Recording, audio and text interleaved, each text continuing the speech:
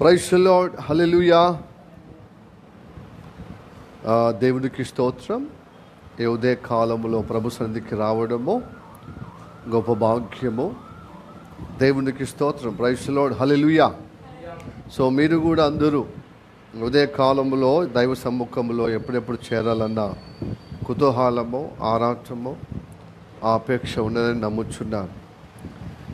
నేనైతే ఆయన భక్తుడిగా దేవుని కృపను బట్టి, దేవుడిచ్చిన గొప్ప అవకాశాన్ని బట్టి ఉదయమునే 4 గంటలకు లేచి త్వరగా కాలకృత్యాలు తీర్చుకొని 5 గంటలకే ఇంటి నుండి బయలుదేరి ఇదిగో ఇంత సమయమైంది ఇక్కడికి రావటానికి జగిత్యాలకు. సో మీరు కూడా మీ యొక్క స్థానికంగా హైదరాబాదులో కానీ, వరంగల్లో కానీ, జగిత్యాలో కానీ అలాంటి మనసుతో వచ్చానని నమ్ముచున్నాను. దేవుని జనాంగమా, దేవుని బిడ్డలారా, సంగమా, దేవుని యొక్క సన్నిధిలో సమయానికి తగినట్టుగా కూర్చోవాలి. మన పొరుచూపులుగా ఎవరు వస్తారు, ఎవరు వస్తారనేది అట్లాగా ఉంటే దేవుడు మన హృదయాలను చూస్తాడు. దేవుడు ఎప్పుడు కానీ మన హృదయాలను చూసి ఆశీర్వదిస్తాడు, కటాక్షిస్తాడు, అవకాశం ఇస్తూనే ఉంటాడు. బట్ ఈ అవకాశాన్ని మనం సద్వినియోగం చేసుకోకపోతే మనం చేసే దానికి తగిన ప్రతిఫలం మనము పొందుకోవటానికి ఉంటుంది. కనుక ఆసక్తి ఎప్పుడు ఉండాలి. దైవ సన్నిధికి వచ్చినప్పుడు ఎవరు వచ్చి రాకున్నా 10 గంటలకని ఈరోజు అనుకుంటామంటే వచ్చి ప్రార్థనలో గడపాలి. తను ఈరోజు నాతో మాట్లాడు, నాకున్న సమస్యలు తొలగింపబడుటకు, నన్ను బలపుచ్చుటకు మాట్లాడు, నాకున్న ఆర్థిక ఇబ్బందుల నుంచి విడిపించుటకు నీ మాట ద్వారా. మనం చేసే పనిని బట్టి మన ఫలము రాదు.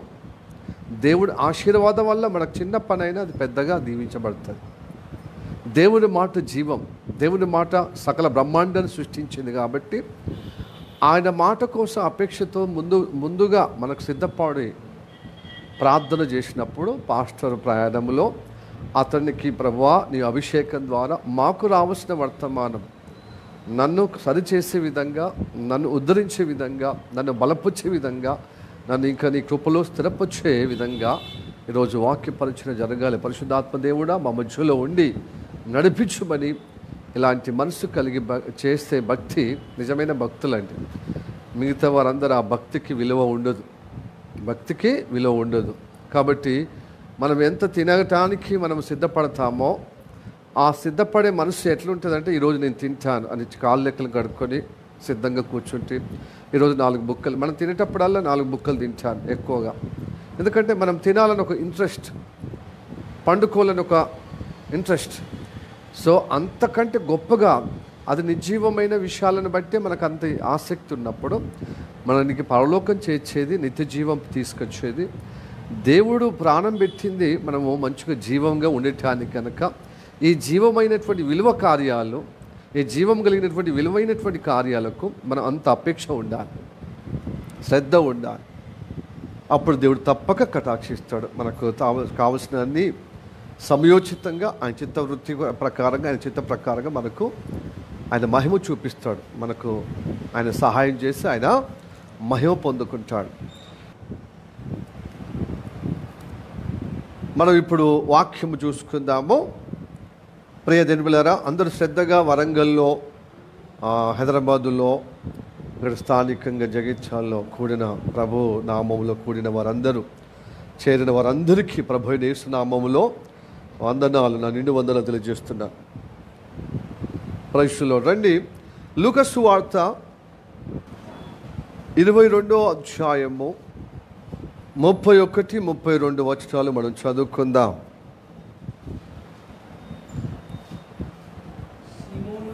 సీమోను, సీమోను, ఇదిగో సాతాను మిమ్ములను పట్టి గోధుమ వలె జల్లించుటకు మిమ్మును కోరుకొనెను, కానీ మీ నమ్మిక తప్పిపోకుండానట్లు నేను మీ కొరకు వేరుకుంటుని. నీ మనస్సు తిరిగిన తర్వాత మీ సహోదరులను స్థిరపరచమని చెప్పాను. Praise the lord. ఈ వాక్యము మన వినికిడిలో దేవుడు ఆశీర్వదించునుగాక. ఆమె చిన్నగా ప్రార్థన చేద్దాము. మనం మిక్కిలిగా ప్రేమిస్తున్న మా పరలోకమందున్న మా తండ్రి, నీకు వందనాలప్ప. ఎదుగో ఉదయకాలములో నీ కృపను బట్టే, నువ్వు ఇచ్చిన ఆసక్తి, నువ్వు ఇచ్చిన ప్రేరేపణ, నువ్వు ఇచ్చిన నడిపింపునకై కోట్లాది కృతజ్ఞతలు చెల్లిస్తున్నామయ్యా. అయ్యా, నేనేమై ఉన్నానో నీ కృపై ఉందయ్యా. నాతో పాటు ప్రభు స్తోత్రము తండ్రి, ఇదిగో ప్రభు జాయ్ను కూడా నడిపించులకే వందనాలు. తనకు కూడా ప్రభు స్తోత్రము తండ్రి, ఇచ్చిన ఆసక్తిని బట్టి నీకు వందన తెలియజేస్తున్నాను ప్రభు. ఇంకా తన మనసును ఎరిగిన దేవా, నువ్వు గొప్పగా ఇంకనూ ఎవరో కుమారుని ఇంకా స్థిరపరచబడే విధంగా నీ కార్యాల్లో యథార్థంగా ఆసక్తిగా ఉండేటట్లుగా కటాక్షిస్తున్నామని నమ్ముచున్నా ప్రభు. నీ బిడ్డల దగ్గర నడిపించలేకే వందనాలు తండ్రి. ప్రభా, నీ సేవకుడి యొక్క ఆలోచనలు, మాటలు, క్రియలు అన్నింటినీ ప్రభా అయ్యా కొట్టివేసి నీ రక్తం ద్వారా పరిశుద్ధపరచమని ప్రార్థన చేస్తున్నాం ప్రభు. స్తోత్రం తండ్రి. నీ ఆలోచనగా, నీ మాటగా, నీ కార్యాలు మా జీవితంలో కలుగునట్లుగా, జరుగునట్లుగా పరిశుద్ధాత్మ చేత మనందరినీ సంధించమని, కదిలింపచేయమని ప్రార్థన చేస్తున్నాం. అందుకు నీ సేవకుని మరుగుపరుచుకొని నీ అభిషేకం ద్వారా మా అందరితో మాట్లాడమని ప్రార్థన చేస్తున్నాం తను. నాతో మాట్లాడము, మా అందరితో మాట్లాడము. మా జీవితంలో ఉన్నటువంటి జిడ్డు ప్రభుత్వ సోమరి, అవిధేయత, ఇదిగో ప్రభు స్తోత్రం తన భక్తినేత ప్రభు అయ్యా, ఏమాత్రము తను ప్రతి ఆదివారం వచ్చి నూతన పచ్చలేనటువంటి ఆ మూర్ఖత ప్రభు తొలగించమని ప్రార్థన చేస్తున్నాం. అపేక్ష దయచేయము ప్రభు, కోరిక దయచేయము, ఆకలి పుట్టించుము, దాహం పుట్టించుము తండ్రి. నీ వాక్యం పట్ల ప్రభు చెవియోగ్య విధంగా, గ్రహించే విధంగా కృప చూపెట్టమని ప్రార్థన చేస్తున్నాం అయ్యా. ఇదిగో ప్రభు, అంత్య దినాల్లో సమీపించి ఉన్నాము గనక ప్రభు, అంత్య దినాల్లో వచ్చి ఉన్నాం, అపాయకరమైన కాలములు వచ్చి ఉన్నాయా. నీ మాట చొప్పునే తప్ప మేము బ్రతకజాలము, నీ కోరిన ఆ నిత్య జీవులు మేము రాలేము తండ్రి. కనుక ప్రభు, నీ కటాక్షం మా పైన ఉండాలి తండ్రి. అందుకు మాకు విశ్వాసము ప్రభు, విధేయత కలిగిన విశ్వాసము అయ్యా, చెవియోగ్య విధంగా, గ్రహించే విధంగా, గమనించే విధంగా నీ కృప ద్వారా మాకు ప్రసాదించమని ప్రార్థన చేస్తున్నాం ప్రభు. స్తోత్రం తన ప్రతి విధమైన వ్యతిరేకము, అశ్రద్ధ ప్రభు స్తోత్రం తన నిస్సత్వ, ఎదుగో ప్రభు నిరాశ, నిస్పృహలు అన్ని ఏ శ్రమలో ధ్వంస చేయబడుగాక. నీ పట్ల ప్రభు భయభక్తులు కలగొచ్చు. అది మాటల్లో కాదయ్యా. క్రైస్తవ జీవితం అంటే మాటల్లో కాదు, విశ్వాసంతో కూడిన క్రియలతో ఉన్న జీవితము తండ్రి. కనుక ప్రభు అయ్యా, నీ కృప ద్వారా కటాక్షించమని ప్రార్థన చేస్తున్నా తన. సరైన భక్తి మాకు జీవితంలో ప్రసాదింపబడుటకు, విశ్వాసంలో మేము సంధించబడుటకు సహాయం దయచేయం.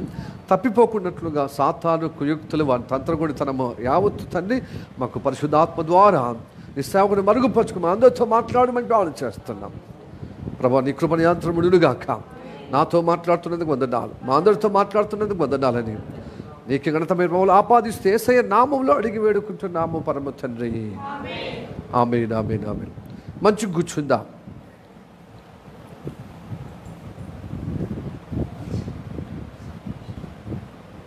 Praise the lord. దేవునికి మహిమ కలుగునుగాక. ప్రియ దేవుని బిడ్డలారా, వాక్యాన్ని శ్రద్ధగా వినండి. సరే, వాక్యానికి వద్దాము. మన మూల వాక్యం ఏం చదివాము? సీమోను, సీమోను అని యేసు ప్రభు సీమోను పేతురుని చెబుతున్నాడు. ఏమంటున్నాడు సీమోనుతో? సీమోను దుడుకు స్వభావం అని మనకు అందరికి తెలుసు. దుడుకు స్వభావం అంటే తొందరపాటు ఎక్కువగా ఉంటుంది అతనికి. అయితే తొందరపాటులో ప్లస్ ఉంది, అంటే అది పాజిటివ్ ఉంది. అదే తొందరపాటు నెగిటివ్ కూడా ఉంది. అయితే నెగిటివ్ చాలా మట్టుకు పాజిటివ్తో పాటు వెంటనే నెగిటివ్ పేతురు జీవితంలో కనబడ్డది. అప్పుడే మెచ్చుకుంటాడు పేతురును, అప్పుడే ఆయన గద్దిస్తాడు. అయితే మనకు ఒకటి అర్థం కావాలి, పరిశుద్ధాత్మ ద్వారా దేవుడు మెచ్చుకున్న వాళ్ళను గద్దిస్తాడు, హెచ్చరిక చేస్తాడు. అయితే తన భవిష్యత్తు ముందే ఎరిగిన దేవుడు శిష్యులకు అందరికీ వకీలు పుచ్చుకుంటాడు. అంటే వాళ్ళు అడగవలసినదంతా హెడ్డుగా, నాయకుడిగా, మరి ప్రధానుడిగా ఏం చేస్తాడంటే అడుగుతాడు అన్నమాట యేసయ్యను. ఏదైనా శిష్యుల తరపున తన తరపునైనా మిగతా సహోదరుల తరపునైనా ఆయన అడుగుతాడు దేవుణ్ణి. ఏదన్నా సందేశము అంటే ఏదైనా అనుమానం ఉన్నా, ఏదన్నా సందేహం ఉన్నా అడుగుతాడు, నివృత్తి చేసుకుంటాడు. అయితే పేతురును కూడా ఇలాగా స్పందించినప్పుడు ఎవరు ఎక్కువ స్పందిస్తారో వాళ్ళతోనే మాట్లాడతాడు కదా. కాబట్టి యేసయ్య పలుసార్లు శిష్యుల అందరికీ మాట్లాడే బదులుగా ఇదిగో పేతురుతో మాట్లాడతాడు. అంటే పేతురుతో మాట్లాడితే అందరితో మాట్లాడినట్టుగానే యేసయ్య అప్పుడప్పుడు తన యొక్క మాటలో కనబడుతుంది. పరిశుద్ధ గ్రంథంలో మనము పరిశుద్ధాత్మ ద్వారా వాక్యం చదివినప్పుడు. అయితే ఇప్పుడు కూడా సిమోను సిమోను అంటూ ఏకవచనం అంటే ఆ ఒక్కరితోనే మాట్లాడినట్టుగా అనిపించి మళ్ళీ ఏమంటున్నాడు, సాతాను మిమ్మును అంటున్నాడు. నిన్ను అనొచ్చు కదా. అంటే పేతురుతో మాట్లాడుతున్నది మిగతా శిష్యులతో కూడా పేతురుతోనే మాట్లాడుతున్నాడు. అంటే వాళ్ళందరి ముందట సీమోను ఎత్తిపడుతూ సీమోనుతో పాటు మిగతా శిష్యులలో కలిపి మిగతా తన సహోదరులతో కలిపి మాట్లాడుతున్నాడు. ప్రైజ్ ది లార్డ్, హల్లెలూయా. అయితే ఇందాక సీమోను పేతురు, మరి నేను ఎవరై ఉంటానని మీరు నువ్వు అనుకుంటున్నావంటే నువ్వు క్రీస్తువే, నిత్య జీవం నీలో ఉన్నది, నిన్ను విడిచి మేము ఎక్కడికి వెళ్ళేదంటాడు అనమాట. బర్యోనా ఏమంటాడు? మత్తయి సువార్త 16వ అధ్యాయము 16వ వచనం చదవండి.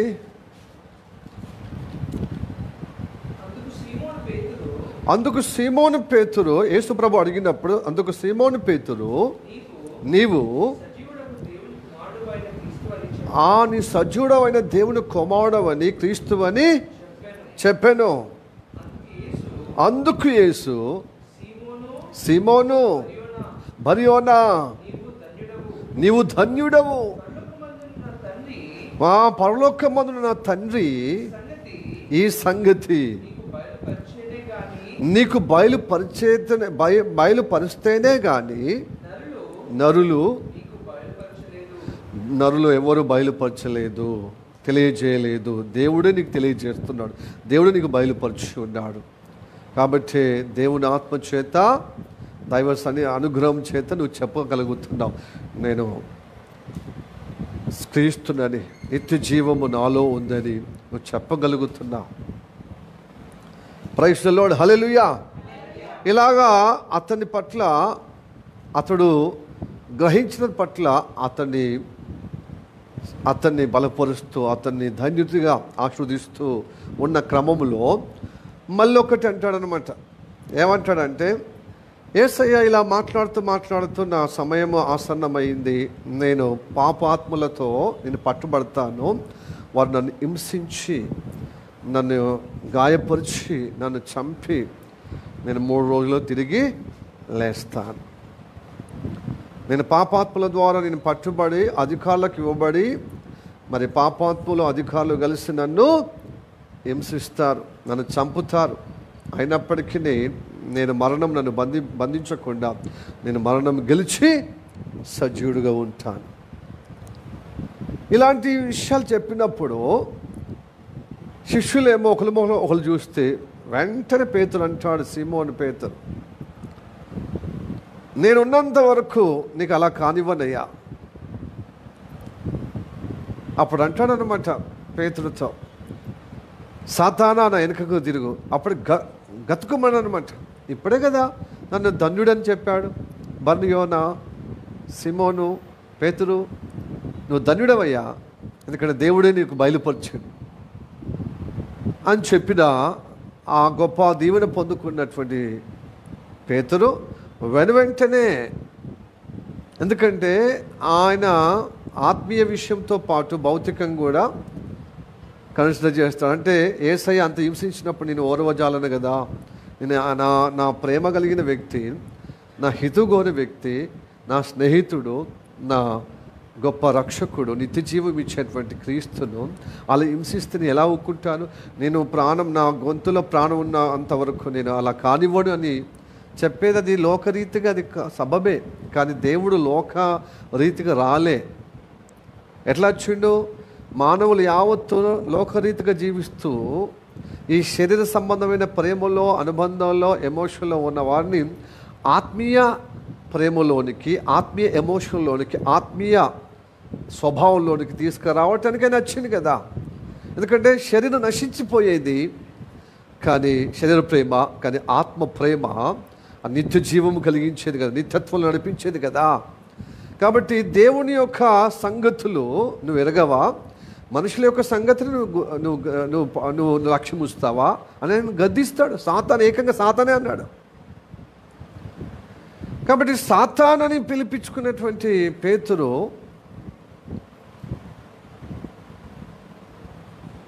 ప్రియా దేవుని బిడ్డలారా, కానీ దేవుడు చెప్పిన ఉద్దేశం గ్రహించాడు. ఎలాగా? నా రబ్బీ, నా బోధకుడు చెబుతున్నది నిజమే, నేను మనుషుల సంగతులనే లక్ష్యం ఉంచుతున్నాను, ఈ భూ సంబంధమైన వాటి మీద లక్ష్యం ఉంచుతున్నాను, మనుష్య హెచ్చల వైపే నేను చెబుతున్నాను, కానీ దేవుని యొక్క చిత్తం జరగటానికి నేను ఆటంకంగా ఉన్నాను కదా. నిజంగా ఆయన వచ్చింది చనిపోవటానికి, మానవుల కొరకు, పాపశాపం కోసం చనిపోవటానికి కదా. మరి ఆయన చనిపోవటానికి వచ్చినటువంటి వ్యక్తి నా శరీర ఎమోషన్ల ప్రకారంగా, లేకపోతే నా శరీర ప్రేమను బట్టి, మనుష్య సంగతిని బట్టి నేను ఈ హింసను ఆపడము మరి నాకు ఎలా విడుదల అని లేటర్ ఆన్ ఆయన గ్రహించగలిగాడు. తర్వాత ఆయన గ్రహించగలిగాడు. మళ్ళీ ఎంత గ్రహించినా మనము అప్పటి మనం అంటామో, బలపరిచే విధంగా, స్థిరపరచబడే విధంగా ఉంటాం, మళ్ళీ పొరపాటులో పడిపోయే విధంగా ఉంటాం. ఎవరైనా కావాలని పొరపాట్లు ఎవరు చేయరు. ఎవరైనా కావాలని పొరపాటు చేస్తే దేవుని బిడ్డలు కాజాలరు. వాళ్ళు ఎప్పటికైనా వాళ్ళు దేవుని బిడ్డలుగా ఉండజాలరు, ఎక్కువ కాలము నిలవజాలరు. దేవుని సన్నిధిలో, దేవుని సముఖములో, దేవుని మందిరములో, దేవుని మందులో ఉండజాలరు. సీమోను పరిస్థితిని బట్టి, భయాన్ని బట్టి, పరిస్థితిని బట్టి యేసు ప్రభును ఎరగనని బొంకుతూ ఉంటాడు అన్నమాట. అవును, నా మీద ఇంత ప్రేమ ఉండదని ఇందాకని చెప్పావు కదా, నేను నిన్ను గద్దించాను సాతానని, మనుషుల సంగతులను లక్ష్యం ఉంచుతున్నావు, దేవుడి సంగతులను లక్ష్యం ఉంచావా అని చెప్పాను కదా, ఇంత ప్రేమ ఉంది కదా, నేను పట్టుబడుతున్నప్పుడు నువ్వు చెదిరిపోతావు, నువ్వే ముందుగా చెదిరిపోతావు. నిన్ను చూసి అందరూ కాపరి పట్టుబడుతున్నప్పుడు గొర్రెలు చెదిరిపోయినట్టుగా చెదిరిపోతారు. ఇంక పైపెచ్చు అలా చెదిరిపోయే విధంగా ఉండి అంతటితో ఆగకుండా 3 సార్లు ముమ్మారుగా ఉదయకాలంలో, నేను అర్ధరాత్రిలో పట్టుబడిన సమయములా, ఈ రాత్రి అర్ధరాత్రిలో పట్టుబడిన సమయం మొదలుకొని తెల్లవారి కోడి కూసే వరకు 3 సార్లు బొంగుతావు, యేసయ్య నేను ఎరగనని. అట్లనే సీమోను పేతులో కనబడ్డది. హల్లెలూయా. ఆ సందర్భం పురస్కరించుకొని ఇదిగో చెప్తున్నాను అనమాట, భవిష్యత్తులో ఇలాగా నువ్వు చెప్పగలుగుతావు. 3 సార్లు నేను ఎరగనని బొంకుతావు, భయాన్ని బట్టి లేదా పరిస్థితిని బట్టి, అప్పుడున్నటువంటి మరి పరిస్థితిని బట్టి నువ్వు అలా చెబుతా. భవిష్యత్తు ఎరిగిన దేవుడు ముందే పేతురును అలా హెచ్చరిక చేశాడు. అయితే మనం ఏమనుకుంటాం, మనం ఆ ప్లేస్లో మనం ఉంటే నేను అట్లా కానే కాదని నిరూపించుకుంటాం. పేతురు అనుకున్నాడు మనలాగానే, ఆయనలాగానే మనం అనుకున్నా మనలాగానే ఆయన స్పందించి ఉండొచ్చు అని అనుకుంటాను, కానీ మనలాగా మూర్ఖత్వం ఆయన ప్రదర్శించాడు. ఎందుకంటే 3.5 సంవత్సరాలు ఆయనను వెంబడించినప్పుడు ఆయన సామాన్యుడి వ్యక్తి కాదు, ఆయన మానవ రూపంగా ఉన్న గొప్ప దైవ కుమారుడని దేవుని ఆత్మ ద్వారా చెప్పాడు కదా. కాబట్టి ఆయన చెప్పించున్నది నిజమే, జరుగుతుంది కాబోలని విశ్వసించాడు అన్నమాట. అయితే ఇక్కడ ఒకటి, నేను పట్టుబడుతున్నప్పుడు తప్పక నువ్వు ఇలా అవుతావు అని మత్తయి సువార్తలో ఉంది, మార్కు సువార్తలో లూకా అదనంగా ఒకటి అంటాడనమాట. లూకా భక్తుడి ద్వారా దేవుడు మనకు బయలుపరుస్తున్నాడు. ఏమంటాడు తెలుసా? సీమోను సీమోను, సాతాను మిమ్ములను గోధుమలాగా జల్లిస్తాడు. అంటే జల్లల్లో గోధుమలు ఎలాగా జల్లుతారో అలాగా జల్లిస్తాడనమాట. అయితే నువ్వు ఈ నమ్మకాన్ని మాత్రం నువ్వు వమ్ము చేసుకోవద్దు, స్థిరపరచుకో. ఈ నమ్మకాన్ని వదిలిపెట్టకు, ఈ నమ్మకము నుండి తప్పిపోకు. ఇది చాలా ప్రాముఖ్యమైన విషయం. మన బలహీనతలను బట్టి భవిష్యత్తులో ఏమి సంభవించబోతుందని దేవుడు ముందే ఎరిగిన దేవుడు పేతురు పట్ల, పేతురు కావాలని యేసుప్రభుని ఎరగనని బొంకాడా, లేకపోతే భయాన్ని బట్టి ఆ సన్నివేశం, ఆ సందర్భము దాటివేయటానికి చెప్పాడా? ఆయన ఏ విధంగా చెప్పినా తప్పే కదా. కానీ అలా తప్పు చేసి, అయ్యో నేను తప్పు చేశానని ఒక పశ్చాత్తాపం కలిగిన మనస్తత్వం ఉంది పేతురులో, సీమోనులో. అందుకు దేవుడికి తెలుసు, యేసుప్రభు తెలుసు, రబ్బీకి తెలుసు, యేసయ్య రక్షకుడికి తెలుసు, క్రీస్తుకు తెలుసు. కాబట్టి ఈ యేసయ్య అంటాడనమాట, ఏమంటాడు యేసుప్రభు? సీమోను సీమోను, సాతాను మిమ్మలను గోధుమల్లాగా జల్లిస్తాడు కానీ నమ్మకము నుండి తప్పిపోకుండా నువ్వు స్థిరపడ్డ తర్వాత, నువ్వు సరి చేసుకున్న తర్వాత మిగతా సహోదరులను కూడా స్థిరపరచు అని చెప్పాను. హల్లెలూయా, praise the Lord, praise the Lord.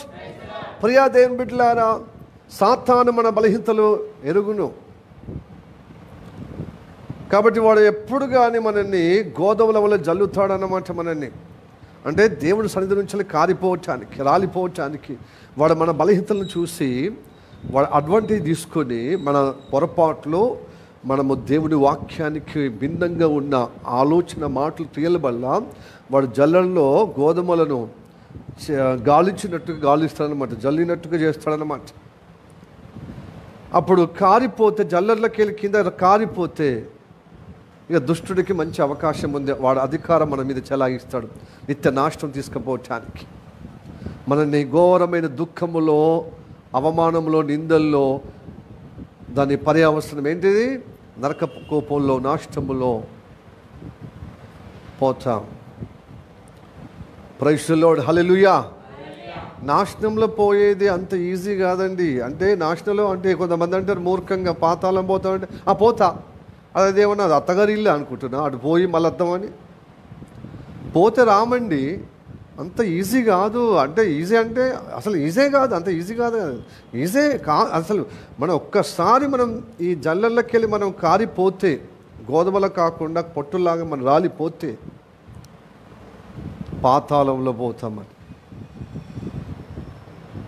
అందుకోసం ప్రతి ఆదివారం మనల్ని సమకూర్చి మనం సరిచేసుకోవటానికి అవకాశం ఇస్తున్నాడు ఆ ప్రేమనాథుడు, ఆ కృపామయుడు, ఆ దయా దాక్షిణ్యము కలిగిన మరి కరుణ సంపన్నుడు.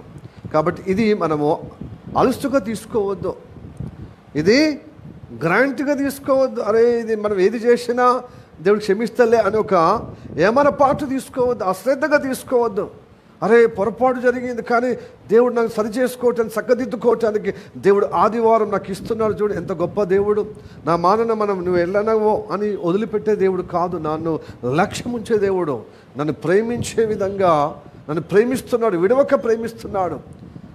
ఆయన శాశ్వత ప్రేమతో విడవక అని కృప చూపిస్తున్నాడు. కాబట్టి ఆ కృపా సన్నిధికి నేను వెళ్ళినప్పుడు నేను సరి చేసుకుంటాను అన్న మనసు రావాలి. ఎందుకంటే పేతుల్లాగా నువ్వు పొరపాటు దొరుకు స్వభావమో నీదైనా నాదైనా పలు సందర్భాల్లో కొన్ని విషయాల్లో మంచి పాజిటివ్గా పాస్ అవుతాం, మన మాటలు, మన క్రియల ద్వారా. అనేక విషయాల్లో పొరపాటు చేస్తాం, మాటల్లో స్వభావాన్ని బట్టి పడిపోతాం. పేతురు ఏం చేసింది తెలుసా? యేసు ప్రభువును ఎరగనని చెప్పాడు, అంతటితో ఆగకుండా బాధపడుతున్నాడు. అయ్యో నేను తప్పు చేశాను, నేను ఎరగనని చెప్పానే అని చెప్పి మళ్ళీ యేసయ్య సజీవుడిగా, మృత్యుంజయుడిగా సమాధి గెలిచి లేచిన అని వార్త విన్నా కూడా యేసుప్రభు చూశాడు.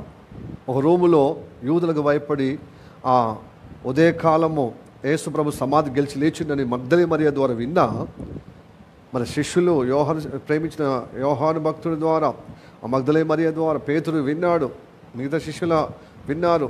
సాయంత్రము అదే సజీవుడిగా మృత్యుంజయుడిగా లేచిన ఆదివారం సాయంత్రం అందరూ యూదులకు, మత పెద్దలకు, యూద సమాజానికి భయపడి ఒక ఇంటిలో, ఒక అరలో లేకపోతే ఒక రూములో తలదాచుకుంటున్నప్పుడు దేవుడు తలుపు వేసినట్టుగానే వేసి ఉంది. కానీ అందులోకెళ్ళి మహిమ స్వరూప శరీరముగా బయటకు వస్తాడు. మీకు సమాధానమేనా అని చెప్పినప్పుడు సంతోషపడ్డారు. మాకు సమాధానం, అయ్యో యేసయ్య మనల్ని ఆదరించుటకు బలపరచుటకు వచ్చిండని సంతోషిస్తారు. మళ్ళీ ఆయన వాళ్ళను బలపరిచి మళ్ళీ వెళ్ళినప్పుడు మళ్ళీ ఆదివారం వస్తుంది కదా. మరి యేసయ్య బలపరిచిండు, ధైర్యపరిచిండు, దేవుడు మహిమ చూపించుకున్నాడు. అది సమాధి గెలిచి లేచాడు. ఆయన మృతుడై ఉన్నాడు కానీ ఆయన మృతుడు గెలిచి లేచిన సజీవుడు. మృతి చెందినాడు కానీ సజీవుడు మృత్యుంజయుడుగా సమాధి గెలిచి లేచినాడు. కాబట్టి అంత గొప్ప దేవుడు నన్ను దర్శించాడని మార్పు చెంది మళ్ళీ సరైన రీతిగా జీవించాలి కదా. మళ్ళీ ఆదివారం అంటే మొదటి ఆదివారం నుంచి మళ్ళీ మొదటి ఆదివారం, మళ్ళీ రెండో ఆదివారం అంటే 8వ రోజు మళ్ళీ ఇట్లనే యూదులకు భయపడి ఇబ్బందిగా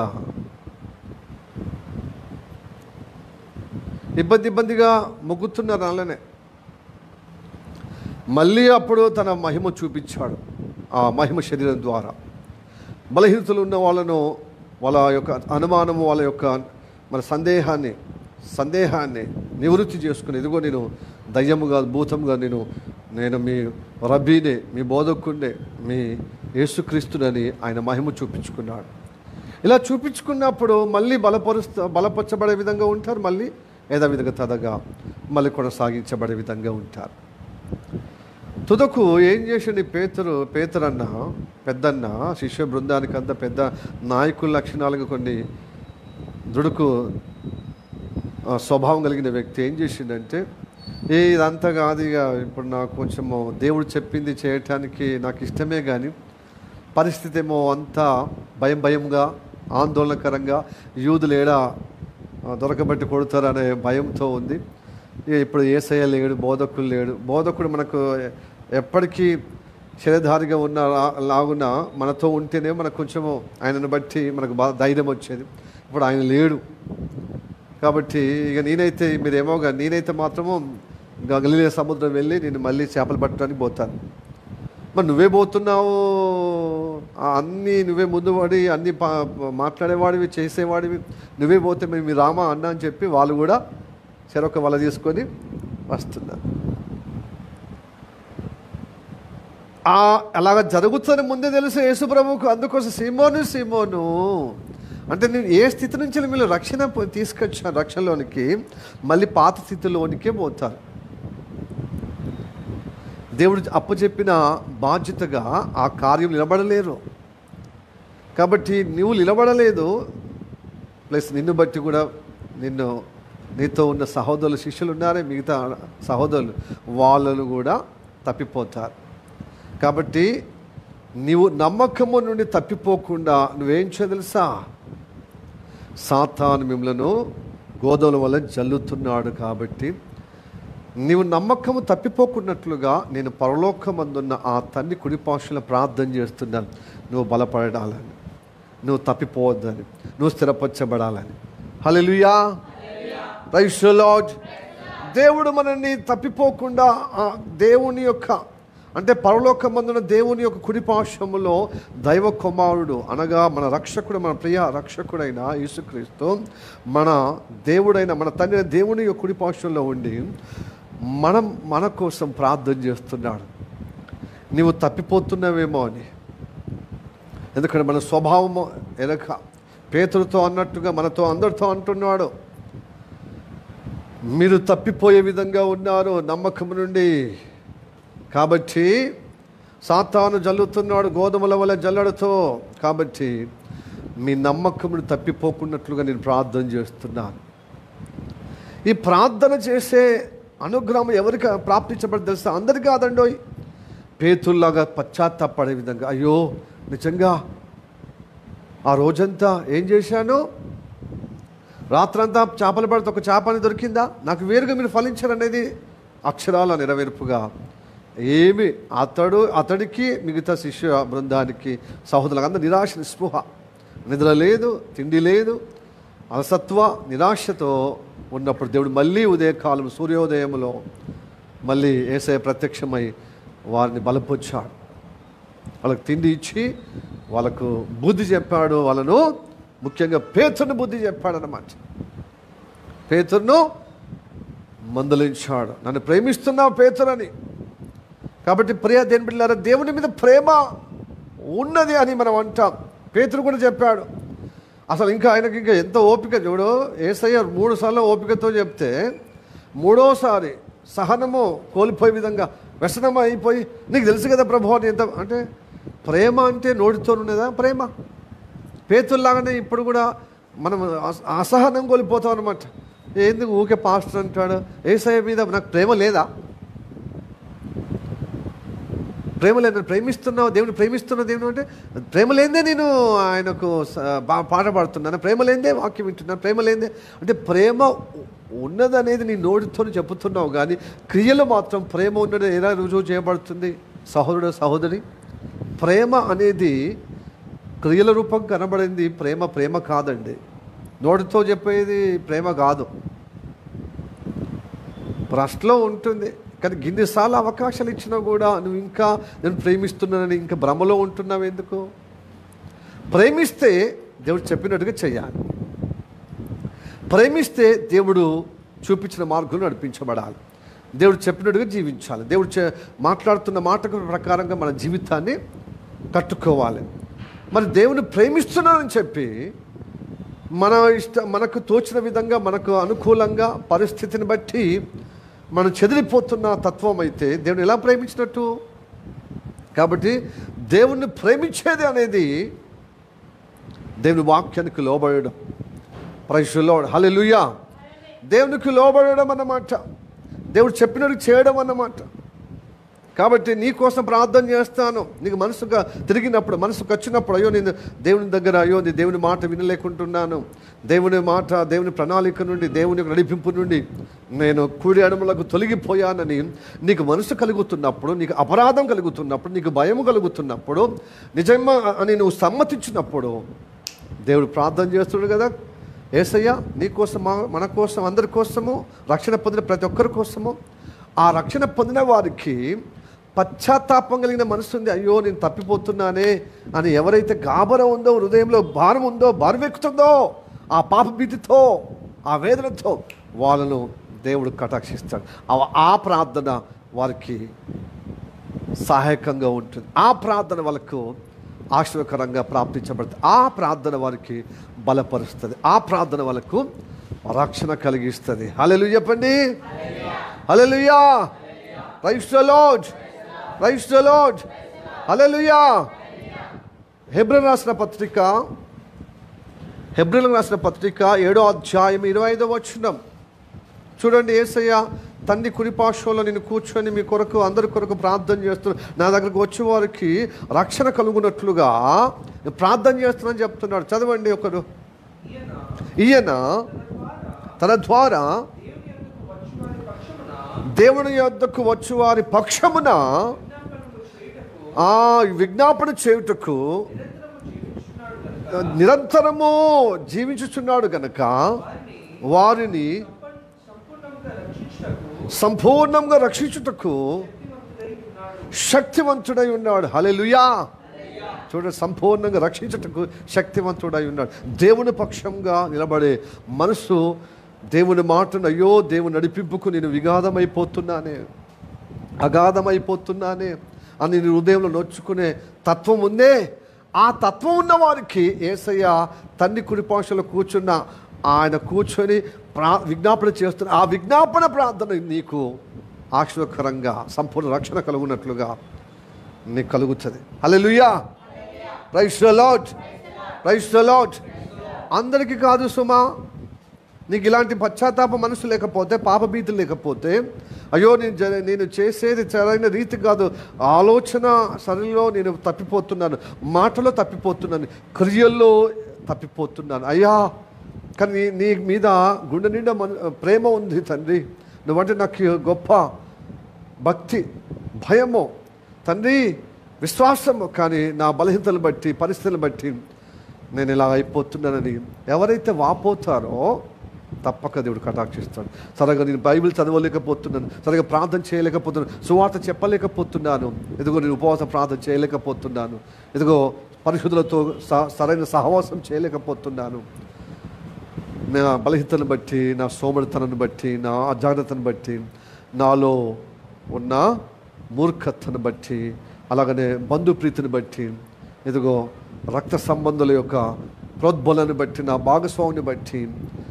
అని రకరకాల కారణాల వల్ల నీవు మొగ్గుతున్నావేమో.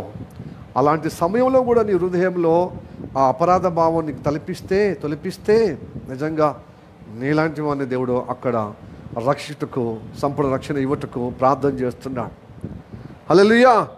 నీ నమ్మకము తప్పిపోకుండాట్లుగా మరలా నువ్వు స్థిరపరచబడమే కాకుండా నీ ద్వారా నలుగురికి స్థిరపరచబడే విధంగా పేతురులాగా ఎలా ఆశ్రయింపబడ్డాడు పేతురు, నువ్వు స్థిరపరచబడి నీ సహోదరులు కూడా స్థిరపరచుదువు అని చెప్పాను కదా. ఆ వాగ్దానం పేతురుగా కాదు, మనకందరికీ ప్రాప్తించబడుతుంది, మనకందరికీ అనుగ్రహింపబడుతుంది. కాబట్టి మనం నిలబడమే కాదు, నలుగురు నిలబెడతాం. హల్లెలూయా. మనం స్థిరపరచబడమే కాకుండా నలుగురిని స్థిరపరచుదాం. అలాంటి గొప్ప అనుగ్రహం పొందుకుంటాం. ప్రియదేవులారా, అందుకోసమే ఆ జల్లట్లో కారిపోకుండా ఆ జల్లడ పెడతాడన్నమాట సాతాను. నువ్వెంత క్వాలిటీగా, ఎంత విశ్వాసంగా ఉన్నావో, ఎంతగా స్థిరంగా ఉన్నావో, ఎంతగా భక్తి ఉన్నావో, దేవుని పట్ల ఎంత విధేయత ఉన్నావో, వాడు ఏం చేస్తాడో సాతాను జల్లడ పడతాడు అనమాట. మనలో ఉన్నటువంటి భక్తినతను బట్టి, మనలో ఉన్న అవిధేయతను బట్టి, మనలో ఉన్నటువంటి స్వభావాన్ని బట్టి వాడు చూస్తాడు కదా. దేవుడితో పాటు వాడు కూడా చూస్తాడు. చూసినప్పుడు అరే వీనికి ఇలాంటి బలహీనత ఉంది, ఈమెకి ఇలాంటి బలహీనత ఉంది అని చెప్పి ఆ బలహీనతలన్నీ ఆసర చేసుకొని వాడు ఏం చేస్తాడు, జల్లడ పట్టుకుంటాడు ఒకటి. ఆ జల్లడలో గోధుమల, అసలు వీళ్ళు గోధుమల పొట్టు అని చేస్తారు. ఇది ఎక్కడ చేస్తారు తెలుసా అండి? కళ్ళములో చేస్తారు. జల్లడ ఉన్న సాట అంటే వడ్లు పొట్టు వేరు చేసే స్థలం. అట్లనే గోధుమలు పండించేవాళ్ళు గోధుమలు పొట్టు వేరు చేసేటువంటి ఆ స్థలములో జల్లడ. సాతాను జల్లడబడుతున్నాడండి మనందరినీ. హల్లెలూయా. జల్లడతో జల్లుతూ ఉంటాడు. ప్రియా దేవుని బిడ్డలారా, మీరు ఆ జల్లడలో ఈగిపోతున్నారా? అయితే నువ్వు దేవుని బిడ్డలో కాకుండా పోతున్నావు.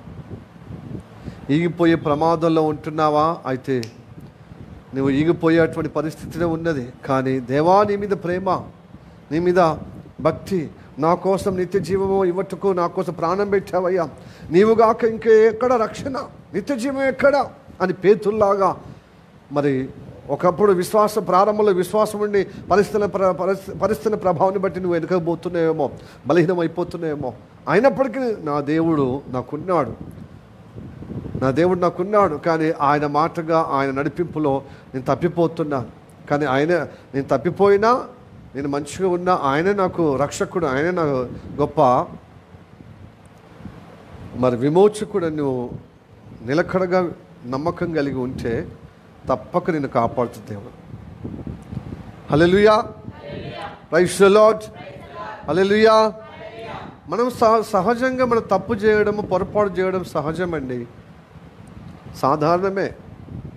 కానీ సాధారణం అని చెప్పి తేలికంగా, టూకీగా, నిర్లక్ష్యంగా ఇట్లనే మనకు అలవాటైన ప్రాణంగం పోతే ఘోరమైన ప్రమాదం పడిపోతాం. అశ్రద్ధ చాలా శాపానికి దాడి తీస్తుంది, పాతాళంలో పడిపోయే దాడి తీస్తుంది అన్నమాట. హల్లెలూయా. మన గుండె బరువెక్కాలి. అదే నేను అశ్రద్ధగా ఉన్నాను, భక్తిలో, విశ్వాసములో, ప్రార్థన చేస్తలేను, వాక్యం చదువుతలేను, పాటలు పాడతలేను, పరిస్థితులతో సహవాసం లేదు, బోధ లేదు, దేవుని బిడ్డగా నిలబడతలేనే, నేను ఎట్లా కేవలము భౌతికంగానే ఉన్నది కానీ అంతరంగ పురుషుడే వికసించబడే విధంగా భక్తి లేదే, విశ్వాసం లేదే అని నీవు బరువెక్కిన గుండెలో తలపోస్తే దేవుడు సహాయం చేస్తాడు. ఆయన ప్రేమమయుడు, కరుణామయుడు అని చెప్పుకుంటూ అలానే దోషములో, అతిక్రమంలో, పాపములో ఉంటే తప్పక జల్లల నుంచి కింద రాలగొట్టే విధంగా చేస్తాడు. చూడండి, ఆమోస్ గ్రంథము 9వ అధ్యాయము 8, 9, 10 వచనాలు చూడండి. ఆమోస్ గ్రంథము 9వ అధ్యాయము 8వ వచనం. గట్టిగా చదవాలి.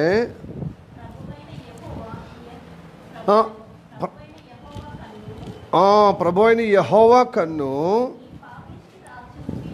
ఈ పాపిష్టి రాజ్యం మీద ఉన్నది. ఇజ్రాయెల్ ప్రజలతో చెప్తున్నాడు, పాపిష్టి రాజ్యం మీద ఉంది. దానిని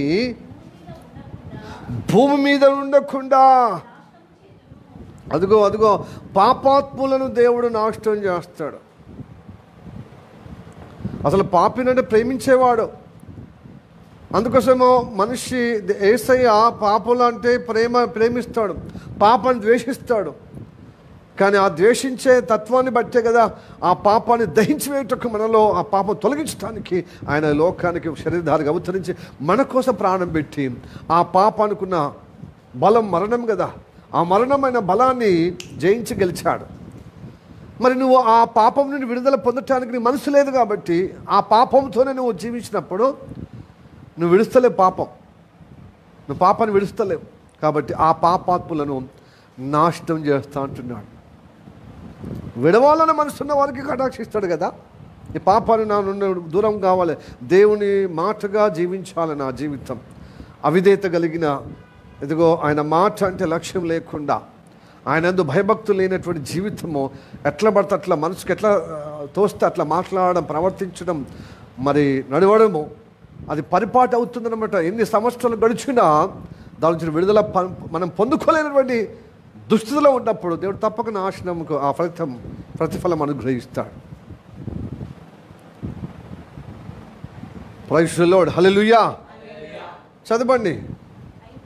అయితే ఆ యాకోబు సంతతి వారిని, యాకోబు సంతతి అంటే ఏంటిది? యాకోబు సంతతి అంటే ఇజ్రాయెల్ ప్రజలే కదా. మళ్ళీ పాపాత్ములు అంటాడు ఏంటి అంటే యాకోబు లాంటి భక్తి కలిగిన సంతతి వారిని కాపాడుతాడు. యాకోబు రక్షణ కోసం పరితపించాడు కదా. తన భూ సంబంధమైన తిండి విషయంలో కానీ, సుఖభోగాల విషయంలో కానీ, నాకు అది వద్దు, నాకు దేవుని వాక్యం కావాలి, దేవుని యొక్క ఆశీర్వాద ప్రథమ ఫలము కావాలి, జ్యేష్ఠత్వం కావాలి, రక్షణ కావాలని పరితపించు చూడు. అలాంటి వారి యాకోబు సంతతిని కాపాడుతా అంటున్నాడు. హల్లెలూయా, ప్రైజ్ ది లార్డ్. ఇజ్రాయెల్ అందరినీ కాదు, దాంట్లో కొంతమంది నీతిమంతులు ఉన్నారు, నీతిగా బ్రతకాలని ఆకాంక్ష కలిగి ఉన్నారు, దేవుని పక్షంగా ఉండటకు ఇష్టపడుతున్న వారు ఉన్నారు. అందుకోసం అంటాడు కదా హెబ్రీయులకు రాసిన పత్రిక 7వ అధ్యాయం 25వ వచనంలో, దేవుని యొద్దకు వచ్చేవారు, దేవుని పక్షంగా వచ్చేవారిని వారికి విజ్ఞాపన చేస్తున్నారు. ఎందుకంటే వారికి పూర్ణ రక్షణ కలుగజేయటకు. హల్లెలూయా. ఇదిగో యాకోబు సంతతికి రక్షణ కలిగించటకు, దేవుని పక్షం ఉన్న వారికి రక్షణ కలుగుతుంది. దేవుని పక్షంగా నిలవలేని వారికి, అంటే పక్షం అంటే ఏంటిది? దేవుని పక్షం అంటే పశ్చాత్తాపం. అయ్యా నీ సరి చేసుకోవాలి, నా మాటలు క్రియలు బాత వేయబడినట్టుగా ఉండొద్దు. పోయిన వారంలో అట్లే ఉన్నది, మళ్ళీ ఈ వారంలో ఇట్లే ఉంది. ఏమో పరిస్థితి మారుతలేదు, పైకి మాత్రం వస్తున్నాం, పైకి మాత్రము భక్తులుగా వస్తున్నాం. రోజులు తరబడి, నెలలు అంటే వారాలు తరబడి, నెలల తరబడి, సంవత్సరాల తరబడి నూతన కార్యాలు మన జీవితంలో నూతనత్వం కలుగుతలేదే, మారు మనసు కలుగుతలేదే. అది చూసి పాపాత్ముల జాబితాలో పడేస్తాడు. వీడు నూతన పచ్చుట వీనికి అసాధ్యం ఇక, ఎందుకంటే ఎన్నోసార్లు అవకాశాలు ఇచ్చాను. కాబట్టి అలాంటి వారికి నాశనము తథ్యం అంటాడు. చూడండి కంటిన్యూ చదవండి కంటిన్యూషన్. ఆమోస్ గ్రంథము 9వ అధ్యాయం 8వ వచనం చదివారు కదా, అది చదవండి పరిపూర్ణంగా. అయితే యాకోబు సంతతి వారిని సర్వనాశనము చేయక, చూడండి, సర్వనాశనం చేయని వాళ్ళన విడిచిపెట్టేదను. ఇదే యెహోవా వాక్కు. దేవుని వాక్యం అంటే వాక్యమే. భూమి ఆకాశం గతించిన ఆయన మాటలు, ఆయన వాక్యం గతించదా. ఇంకా ఇప్పుడు 9 చదవండి. నేను ఆజ్ఞ ఇయ్యగా ఒకడు ధాన్యము జల్లెడతో జల్లించినట్లు ఇశ్రాయేలీయులను అన్యజనుల అందరిలో జల్లించును గాని ఒక చిన్న గింజ అయిన నేల రాలదు. ప్రైజ్ ది లార్డ్, హల్లెలూయా. జల్లడబడుతున్నాడు. ధాన్యము జల్లడబడినట్టుగా జల్లట్లో జల్లుతున్నాడు అన్నమాట దేవుడు. యాకోబు సంతతి వాళ్ళేమో గోధుమల్లాగా ఉంటారు, పొల్లు ఏమో కింద కారిపోతారు. గురుగు లాంటి వాళ్ళు కింద కారిపోతారు. ప్రైజ్ ది లార్డ్, హల్లెలూయా. ఈ పాపాత్ములు అనుకుంటున్నాడు మనం అందరం ఇజ్రాయెల్ పిల్లలం కదా, మనం సర్వనాశనం కావు. చర్చికి వచ్చిన వాళ్ళు అనుకుంటారు, దేవుడు పాస్టర్కి అట్లే మాట్లాడతాడు. దేవుడు ప్రేమమయుడు. దేవుడు శిక్షించడానికి రాలేదండి, ప్రేమించడానికి. అవును, ప్రేమించడానికి వచ్చాడు కాబట్టే నీకోసం ప్రాణం పెట్టాడు. ఆ ప్రేమలో అడుగుతున్నాడు, నన్ను ప్రేమిస్తున్నావా పేతురు, సీమోను పేతురు, నన్ను ప్రేమిస్తున్నావా అంటే నీకు తెలియదా ప్రభు అని అసహనము వ్యక్తం చేస్తున్నాం. మనం ప్రేమిస్తే ఎందుకు మళ్ళా పాత జీవితం, రోత జీవితం, లోకరీతిగా జీవిస్తాం, నలుగురు నడిచినట్టుగా నడుస్తాం. మన భక్తి ముసుకేసుకొని నామకార్థంగా ఎందుకు బ్రతుకుతాం అంటే బయటకు ఒకటి లోపల ఒకటి ఏంటిది, 2 in 1గా బ్రతికేది ఏంటిది. ఇలాంటి వాళ్ళు అనుకుంటారట. మనం కారిపోం, మనం ఎందుకంటే మనం ఇజ్రాయెల్ ప్రజలం కదా, జల్లట్లోనే ఉంటాం, గోధుమల్లోనే ధాన్యంలోనే ఉంటాం, గోధుమలో ఉంటాం. ఒక్క గింజ కూడా కిందికి రాలేదు. అయితే 10వ వచనం చదవండి. ఆ కీడు మనలను తరిమి పట్టదు, మన యొద్దకు రాదు అని నా జనులలో అనుకొని పాపాత్ములందరూ ఖడ్గం చే చత్తురు అంటే నశింతురు అన్నమాట. సంహారక దూత ఉంది, ఖడ్గం దూత. ఐగుప్తు దేశంలో సంహారక దూత ఇంటింటికి వెళ్ళినప్పుడు జ్యేష్ఠుడు అందరూ చనిపోలే. ఎవరైతే ఆ తొలుసులు గొర్రె వధింపబడి వారి గుమ్మముకు వారి ద్వారబంధంలో మీకు రక్త ప్రోక్షణ చేసుకున్నవారు సంహారక దూత, ఖడ్గదూత వాళ్ళని సంహరించలేదు. ప్రియ దేని బిడ్డలారా, నీవు తప్పిపోయి ఉన్న విధానంలో ఉండవచ్చు, కానీ నువ్వు పశ్చాత్తాపం కలిగిన హృదయము, నీ గుండె బరివెక్కాలి.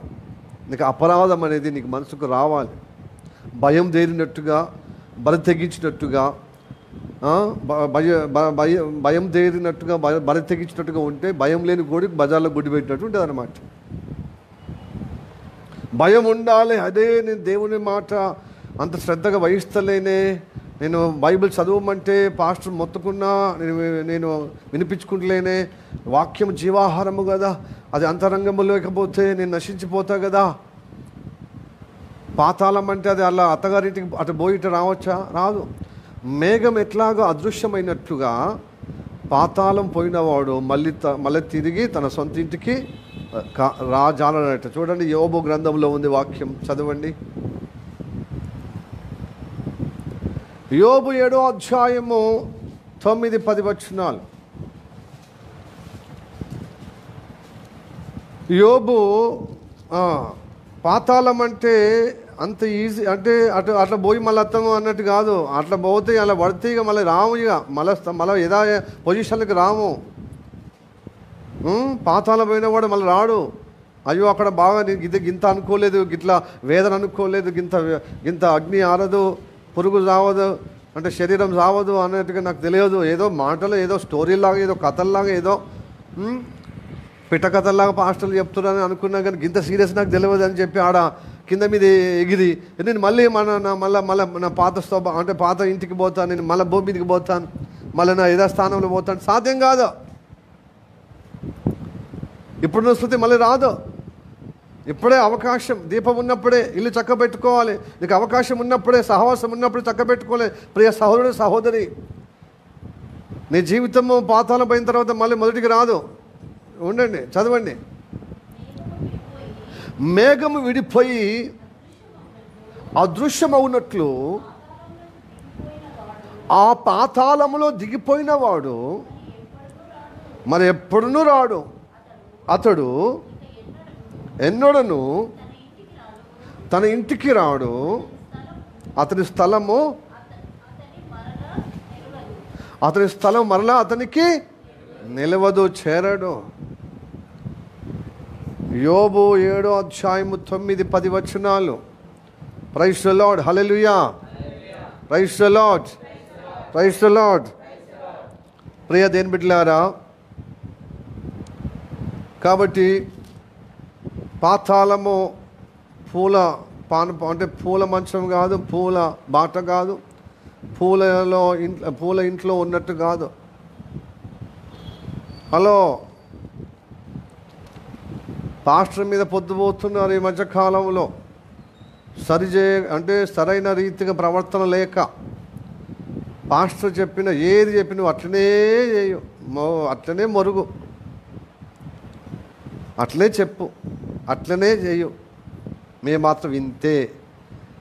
ఏమవుతుందండి? ఇప్పుడు ఇన్ని సంవత్సరాలు అయింది, ఇంకా కొన్ని సంవత్సరాలు, ఇంకా ఇన్ని సంవత్సరాలు, ఇప్పుడు 17 సంవత్సరాలు అయింది నుండి చర్చకొని బయటకు వచ్చి. 17 సంవత్సరాలు అవుతుంది.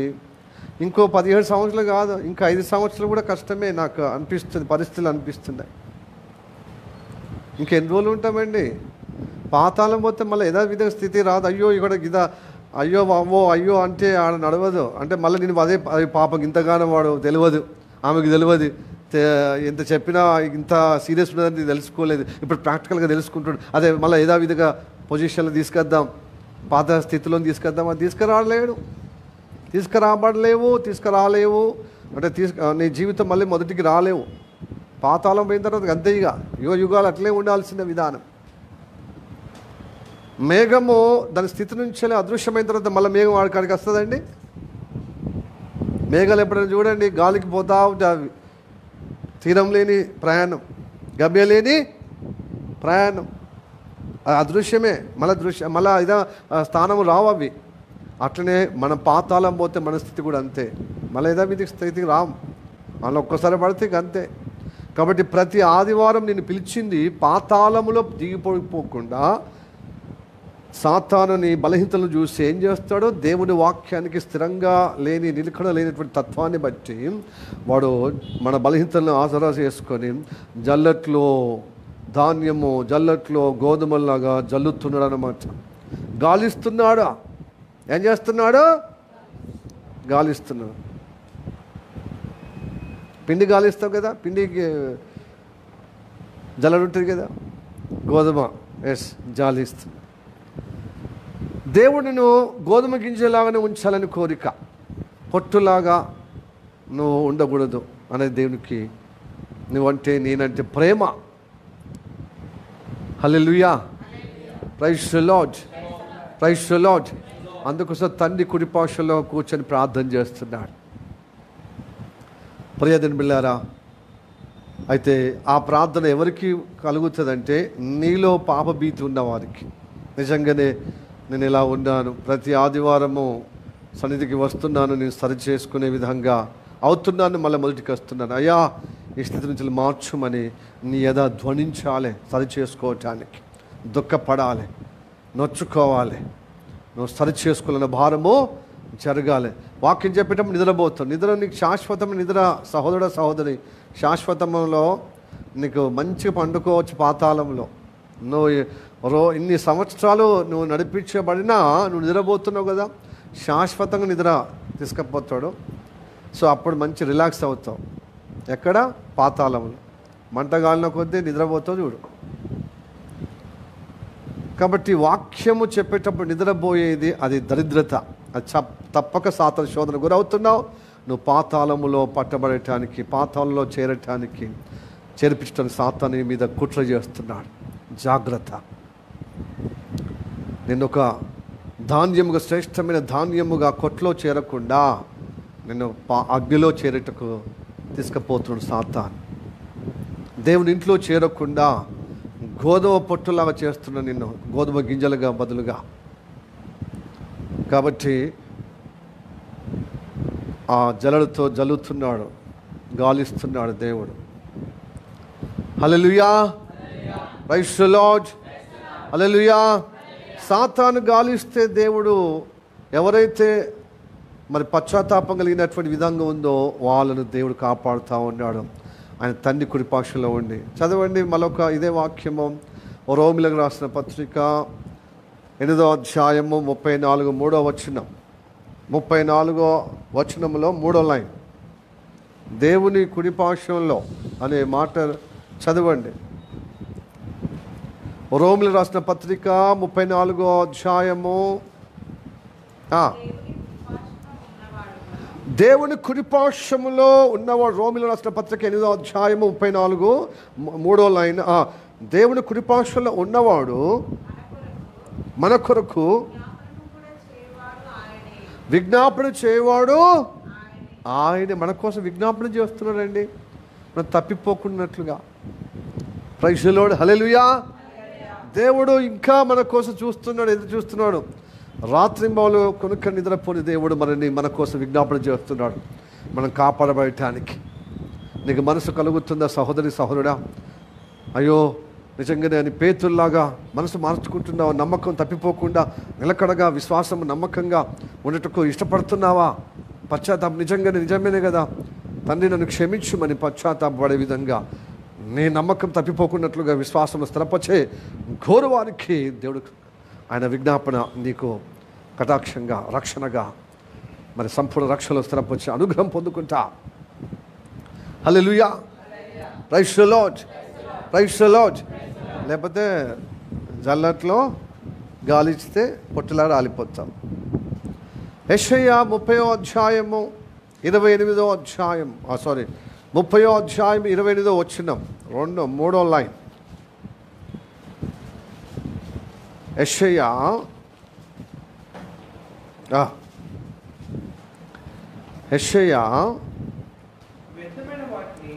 వ్యర్థమైన వాటిని వ్యర్థుడిగా అయిపోతున్నావు సహోదర సహోదరి. దేవుడు నమ్ముకున్నా కూడా అదే రీతిగా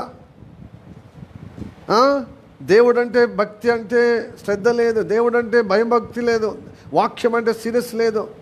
వ్యర్థుడైపోతున్నావా? దేవుడు ఎవరిని వ్యర్థుడని చెప్పొద్దని చెప్పాడు. ఎందుకంటే నేను ఎవరిని వ్యర్థుడుగా నేను సృష్టించలేదు, ఓ ప్రత్యేకమైన గంభీరమైన ప్రణాళిక బద్ధంగా నేను సృష్టించాను. కాబట్టి వ్యర్థంగా చదవండి, వ్యర్థమైన వాటిని చెదరగొట్టు జల్లడతో అది జనములను గాలించును. హల్లెలూయా, praise the Lord, praise the lord, హల్లెలూయా.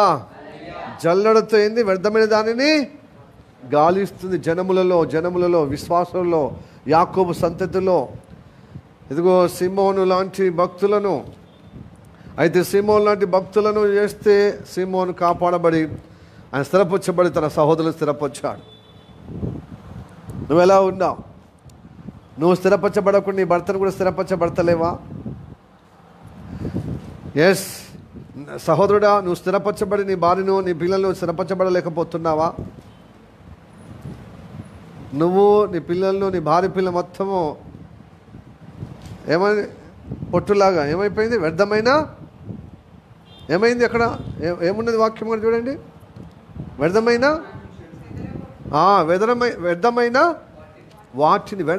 వాటిలాగా మరి జనములను జల్లడబట్టుతున్నప్పుడు గాలిస్తున్నప్పుడు వ్యర్థమైపోతున్నావా? పొట్టులాగా వీగిపోతున్నావా? గురుగులాగా రాలిపోతున్నావా? దేవుడు నిన్ను రాలిపోవటానికి రక్షించలేదు. కానీ నువ్వు కొంతమంది విచిత్ర మనసులు ఉంటారనమాట. గుడ్డిగా మూర్ఖంగా వాళ్ళకు అనుకూలంగా తీసుకొని వాక్యం, దేవుడు నన్ను ఎట్లా తీసుకుపోడండి, నా రాలిపోయే చేయడు, పాతలను తీసుకుపోలేడు, పాస్టర్లో చెప్పిన అని మూర్ఖ వేషాలు వేసేటోళ్ళు ఉన్నారు. పశ్చాత్తాపకు నీలో నొచ్చుకునే స్వభావం లేకపోతే, నీ శరీర కార్యాలను మనుష్య కార్యాలను నువ్వు పఠిస్తే, లక్ష్యం ఉంచి దేవుని సంగతులను లక్ష్యం ఉంచకపోతే నువ్వు సాతాను అయిపోతావు, వ్యర్థుడు అయిపోతావు. పేతురు అన్నప్పుడు మనని అనడం పెద్ద విషయం అండి. పేతురు అనలేదా? మనుషుల సంగతులను నువ్వు లక్ష్యం ఉంచుతున్నావు, దేవుని సంగతులు లక్ష్యం ఉంచవా? సాతానా నా వెనుకరా అన్నాడు. కాబట్టి సాతాను తత్వం కలిగిన మూర్ఖ స్వభావం వదిలిపెట్టాడు. బాగా శరీర ప్రేమలు కురిపిస్తే ప్రేమలు ఉన్నట్టు కాదండి. దేవుడు నీ కోసం ప్రాణం పెట్టాడు. మనుషులు ఎవ్వరు ప్రాణం పెట్టలేదు. మనుషులు బుక్కడు ఇస్తాడు, తింటారు, తిండి పెడతారు, నిద్రపుచ్చుతారు కావచ్చు, కానీ వారికున్న దరిద్రత నీకు వస్తే నీ దరిద్రత వాళ్ళకు పోతుంది. అందరి దరిద్రతను తన మీద కట్టగట్టుకొని తన మీద వేసుకొని నీకోసం ప్రాణము దారపోసాడు నిన్ను విడిపించడానికి.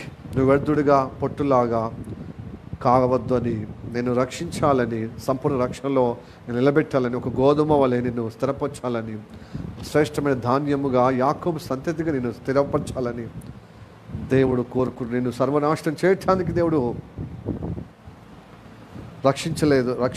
రక్షించలేదు. కానీ పాపాత్ములు అనుకుంటారు మేము ఎంత జల్లల్లోగా పట్టినా మేము వీగలేము. కానీ పశ్చాత్తాపం లేని వారి ఖడ్గము సంహారక దూత ఖడ్గములో బలవుతారు, నశించిపోతారు. ఇది మాత్రం తథ్యం. పాప భీతి కలిగి అయ్యా నేను క్షమాపణని ఇజ్రాయేల్ అంటే ఈ యాకోబు సంతతిలాగా రక్షణ కోసం పరితపించి నాకు రక్షణ కావాలని అపేక్షించేవారు, నొచ్చుకున్న వారికి నిజంగా ఆ ఖడ్గం తన మీద వేసుకుంటాడు. యేసయ్య ఆ బలియాగం తన మీద వేసుకున్నాడు. మనకు రావాల్సిన శిక్ష తన మీద వేసుకుని నీకు రక్షణ ఇస్తాడు. హల్లెలూయా, ప్రైజ్ ది లార్డ్. నీకు నమ్మకం పోనంత వరకు నేను కాపాడుతూనే ఉంటాడు. విశ్వాసంలో తప్పిపోనంత వరకు నేను కాపాడుతున్నాడు. అయితే ఎలా తప్పిపోతావు మరి విశ్వాసంలో అంటే, నువ్వు నొచ్చుకోకపోతే, నువ్వు చేసిన కార్యాలు నువ్వు సమర్థించుకుంటూ, నువ్వు పర్వాలేదు మనుషులు అన్నప్పుడు మరి ఇట్లనే ఉంటారని నువ్వు సమర్థించుకోవడము, బేఫానుగా భయం భక్తి లేకుండా తేలికంగా రక్షణ అంటే తేలికంగా చూడడము, తిండి కోసం బ్రతకడము, ఈ లోక సుఖభోగుల కోసం బ్రతకడము, మూడు రోజులు ముచ్చటగా మంచితనం చెప్పి అంటే సాక్షి పొందుకుంటే సరిపోతుందని చెప్పి మనుషుల దృష్టికే మంచోళ్ళగా పిలుచుకోవడం, ఇదంతా వ్యర్థమైనది. జల్లడబడతాడు. జనులందరూ అందుకోసం జల్లడబడుతున్నారు అనమాట. వ్యర్థం అంతా ఈ పాతాళం పోవాలి, చెత్త చెదారం అంతా పాతాళం పోవాలి. గోధుమ లాంటి శ్రేష్టమైన ధాన్యము పరలోకానికి తీసుకుపోవాలి. హల్లెలూయా, ప్రైజ్ ది లార్డ్. ఈ సమయంలో మీ స్థితి ఎలా ఉందో ఒకసారి పరిశీలించుకోండి.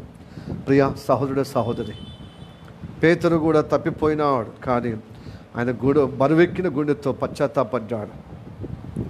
దేవుని ప్రేమ. Praise the lord. Hallelujah, praise the lord. హల్లెలూయా. దేవుని ప్రేమిస్తున్నని చెప్పి కేవలం దేవుని ప్రేమ మాటలతోనే పేతురులా కాలం చేస్తే చాలా పర్యావసరం. అంటే దేవుని యొక్క మరి కటాక్షం పొందుకో, దేవుని కనికరం పొందుకో. కానీ పేతురు మాత్రము అలా అసహనము గురైనప్పటికీ, నా గొర్రెలు మేపవా పేతురు అన్నప్పుడు గొర్రెలు మేపటానికి వచ్చాడు. గొర్రెలు మేపటానికి సిద్ధపడ్డాడు. దేవుడు చెప్పింది చేసే విధంగా ఆయన అంగీకరించి పశ్చాత్తాపంకి మించిన ప్రాయశ్చిత్తం లేదు కనుక ఆయన దుఃఖపడ్డాడు. ఆయనే ముందు పడ్డాడు దేవుని కార్యానికి. హల్లెలూయా. అందుకోసం అన్నాడు, పేతురు నువ్వు రాయి లాంటి వాడివి, నీ మీద నా సంఘమును కడుతున్నాను, ఎదుట పాతల ద్వారం నిలువా. వెనకపోయిన వ్యక్తి ఆయనే మళ్ళీ ప్రథమ స్థానం నిలబెట్టాడు. ఆ పెంతెకోస్తు దినమున పరిశుద్ధాత్మ అతని మీదకి వచ్చినప్పుడు గొప్పగా నిలబడ్డాడు అనమాట. అంతమందికి 120 మంది మేడగదులు ప్రార్థన చేసినప్పుడు, ఉపవాస ప్రార్థన చేసినప్పుడు, పరిశుద్ధాత్మ దిగి వచ్చినప్పుడు దిగ్గున ఎవరు లేచారండి? పేతురు లేచాడు. పేతురు ముందున్నాడు. ఇప్పుడు నువ్వు వెనుకగా ఉన్నావేమో, కడగా ఉన్నావేమో, దేవుని దగ్గర నువ్వు నిజంగా పశ్చాత్తాపడితే నేను ముందు పెడతాడు దేవుడు. హల్లెలూయా, హల్లెలూయా, ప్రైజ్ ది లార్డ్. నువ్వు లాస్ట్ అయిన వ్యక్తివి, మొదటివాడు కడపటివాడు అవుతే కడపటివాడు మొదటివాడు అవుతాడు. అంటే నువ్వు తగ్గించుకొని నీ చర్యలను, నీ స్వభావమును, నీ వైఖరిని సరి చేసుకుంటే నిన్ను ప్రథమ స్థానంలో పెడతాడు దేవుడు. నువ్వు తోచినట్టు కాదండి దేవుని వాక్యము. అందుకోసం చదవాలి బైబిల్. నేను ప్రణాళిక తెలుసుకోవాలి. నేను ఒక నడిపింపును గ్రహించాలి. కాబట్టి ప్రియ దేవులారా, కాబట్టి గోధుమలాగా మనము శ్రేష్టంగా తయారు కావాలి. కానీ ఆ గోధుమ పైకి మాత్రం గోధుమలాగా ఉండి లోపలంతా మొత్తం తర్ర ఏంటిది పట్టు, లోపలంతా గూజు, దొల్ల. ఈ దొల్లతనం అంతా తీసేస్తాడు. మరి ప్రతి ఆదివారం తీసుకొచ్చింది ఎందుకు అంటే ఈ దొల్లతనం వద్దు, బిడ్డ. లోపల గూజు లేని తనం వద్దు, పొట్టు. పైకి మాత్రం గంభీరంగా కనపడుతుంది, లోపలంతా గూజు ఉంది. లోపలంతా ఏముంది అంటే గూజు లేదు, ఏముంది డిబ్బా ఉంది. లోపల ఏమీ లేదు, మ్యాటర్ లేదు, భక్తి లేదు, విశ్వాసం లేదు, నిశ్చయత లేదు, వాక్యం లేదు. కాబట్టి అలాంటి పొట్టంతా వ్యర్థమంతా తీసేస్తాడు. అంటే జలడితో ఏం చేస్తాడు? గాలిస్తాడు. సాతాను గాలిచ్చినప్పుడు దేవుడు కూడా సరే గాలిచ్చే వ్యక్తుల్లో ఉన్నప్పుడు నువ్వు నిజంగా పశ్చాత్తాపడితే, హృదయం నొచ్చుకునే విధంగా ఉంటే దేవుడు విడిపిస్తాడు. గోధుమ గింజ వలె నేను విడిపిస్తాడు. ఎందుకంటే విశ్వాసం తప్పిపోకుండా దేవుణ్ణి అడుగుతున్నావు చూడు. నమ్మకాన్ని తప్పిపోకుండా నువ్వు స్థిరపరచబడే విశ్వాసం కలిగి నిజంగా అని యథార్థంగా, నామకార్థం కాదు, యథార్థం కూడా మార్పు వస్తుందండి. మీ జీవితం మీకు అసహ్యం అనిపిస్తలేదండి? ఎందుకు ఈ జీవితం అట్లా ఎట్లున్నదని ఆ పశ్చాత్తాపం లేకుండా ఈ వేషధారమైన జీవితం ఎన్ని రోజులండి? చూసి పాతాలను పోతాం. అనవసరంగా మన జీవితం ఎందుకు పాతాల పాలు చేసుకోవాలి? ప్రైజ్ ది లార్డ్, హల్లెలూయా. కొంచెం మారండి రా బాబు, కొంచెం మారండి. మారితే జీవితంలో ఫలితం ఉంటుంది. చూడు, అమెరికాలో 93లో ఒక సహోదరుడు జన్మించాడు, చార్లీస్ కీర్క్. మంచి యవనస్తుడు. 18వ సంవత్సరంలో దేవుని కృప, విజనరీ అయిన అమెరికా పట్ల. ఆయన టర్నింగ్ పాయింట్ ఆఫ్ అమెరికా అనే ఒక సంస్థ ఏర్పాటు చేశాడు. అంటే అమెరికా టర్నింగ్ కావాలి, మళ్ళీ క్రీస్తు వైపున, క్రీస్తు బోధల్లో, ఆ ప్రేమ బోధల్లో ఉండాలని చెప్పి ఆయన చక్కగా యవనస్తులకు, చిన్న పిల్లలకు, యవనస్తులకు, కాలేజీ పిల్లలకు అందరికీ మోటివేట్ చేస్తున్నాడు అనమాట. ఆయన చక్కటి సువార్థికుడు, పెద్ద వ్యాపారవేత్త కూడా. అయితే అతడు సువార్త చేస్తూ, సువార్త ప్యాషనెట్ అనమాట. ఒక సంస్థ పెట్టి సువార్త. అయితే ట్రంప్కు అతి సన్నిహితుడు అనమాట. ట్రంప్కు ఎంతో ఆయన రావటానికి, ఎందుకంటే బైబిల్ పట్టుకొని బైబిల్ వాక్యాలు, ప్రబోధాలు అమెరికాలో నింపబడాలి. అంత పాప బుద్ధి, పాప తాండవం ఎక్కువ అమెరికాలో జరుగుతుంది అని చెప్పి ట్రంప్ ఎప్పుడైతే బైబిల్ పట్టుకునే విధంగా ఉందో ట్రంప్కు చాలా 100% మద్దతు ఇచ్చాడనమాట. ఎక్కడైనా క్యాంపెయిన్ ట్రంప్ పక్షమున క్యాంపెయిన్ చేశాడు.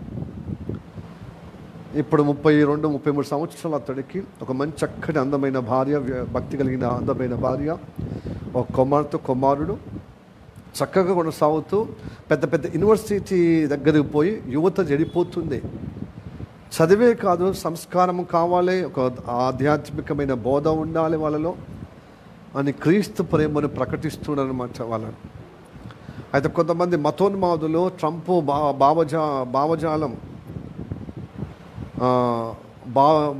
భావజాలం నచ్చని వారు అతని యూనివర్సిటీ రావటానికి ఇష్టం లేక అతను కొంచెం వ్యతిరేకంగా చేష్టలు కూడా ఉన్నారు.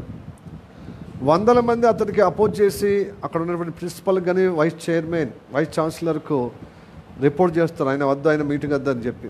కానీ 1000 మంది, లక్షల మంది ఆయన యొక్క మోటివేషన్ కోసం పరితపిస్తారు. ఆయన సువార్త కొరకు, ఆయన బోధల ద్వారా.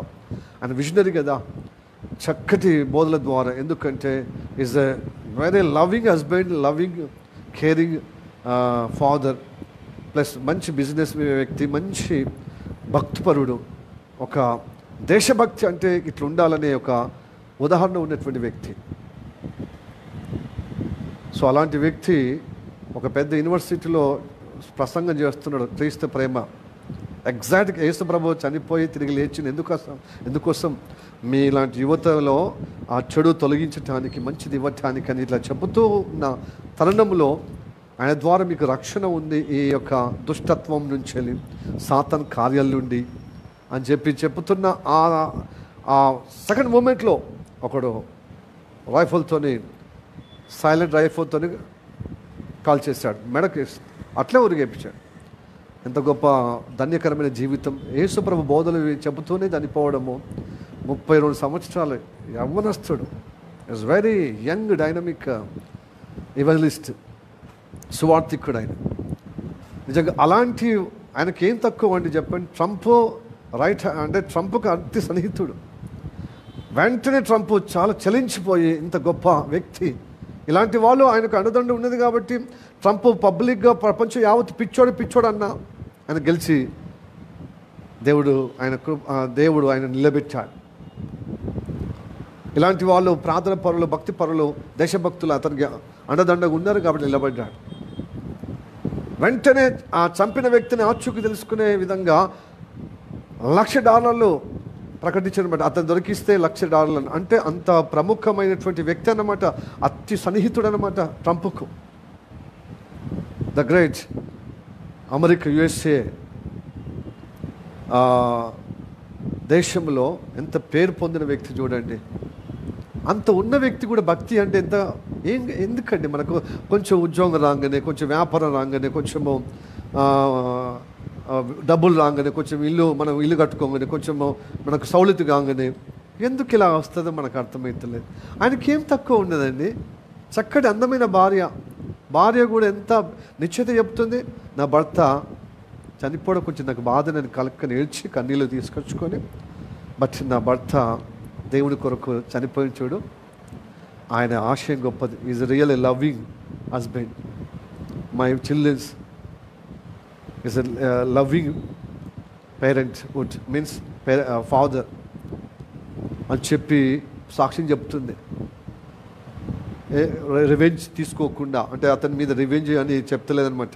అంతేగా అతనికి నిజంగా ప్రేమ, దేవుని ప్రేమ అతనికి కలుగును కాక అని చెప్పుకుంటూనే చెప్తుంది. ఇలాంటి మహనీయులు చిన్న వయసు మనకు వయసు పెరిగినా ఆ చిన్న వయసులోకి ఉన్నటువంటి భక్తి, ఆ అనుభవము, ఆ నిశ్చయిత, సమర్పణ, ఆ మాటలు సిగ్గుపరచబడాలి వాళ్ళ మాటలు వింటే.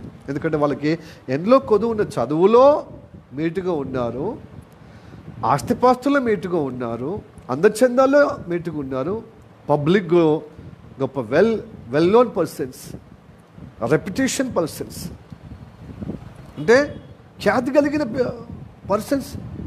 మనకి ఏం లేదు, కొంచెం పొద్దునాపు 4 పూటలు తింటే కథ కళ్ళు నెతికెక్కుతాయి, భక్తి లేదన్నా ఏం లేదు.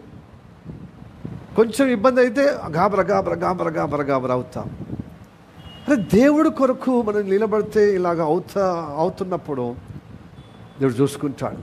మనలో ఏదో ఒకటి లోపం ఉందని సవరించుకునేటువంటి తత్వము మనకు లేదు. తొందరగా కొంచెం లెక్కలు ఆ స్వభావం బయటపడుతుంది. పాస్టర్ అంటే లెక్కలేదే, నువ్వు వస్తే ఏమైనా తీర్చేటోడివా, ఏమైనా ఇచ్చేటోడివా, వచ్చేటోడివా, అయ్యో కనీసం పాస్టర్ ప్రార్థన చేయి, అయ్యో వాక్యం ద్వారా అని ఏం లేదు. మాకున్న బాధలు నువ్వు దొరబాబులు వస్తా పోతావు అని వాళ్ళ ఎక్స్ప్రెషన్స్, వాళ్ళ యొక్క హావభావాలు దేవుడికి ఎదక బాధ మరవెక్కిపోతే ఇలాంటి విశ్వాసాలు. అబ్బా వాక్యం అంతా ఏడబెట్టుకుంటారు అని చూడు. ఇలాంటి డైనమిక్ అంత అదృష్టవంతుడు దేవుని కార్యము చేసుకుంటూ వెళ్ళిపోతే ఆయనకు జీవకిరీటం అక్కడ.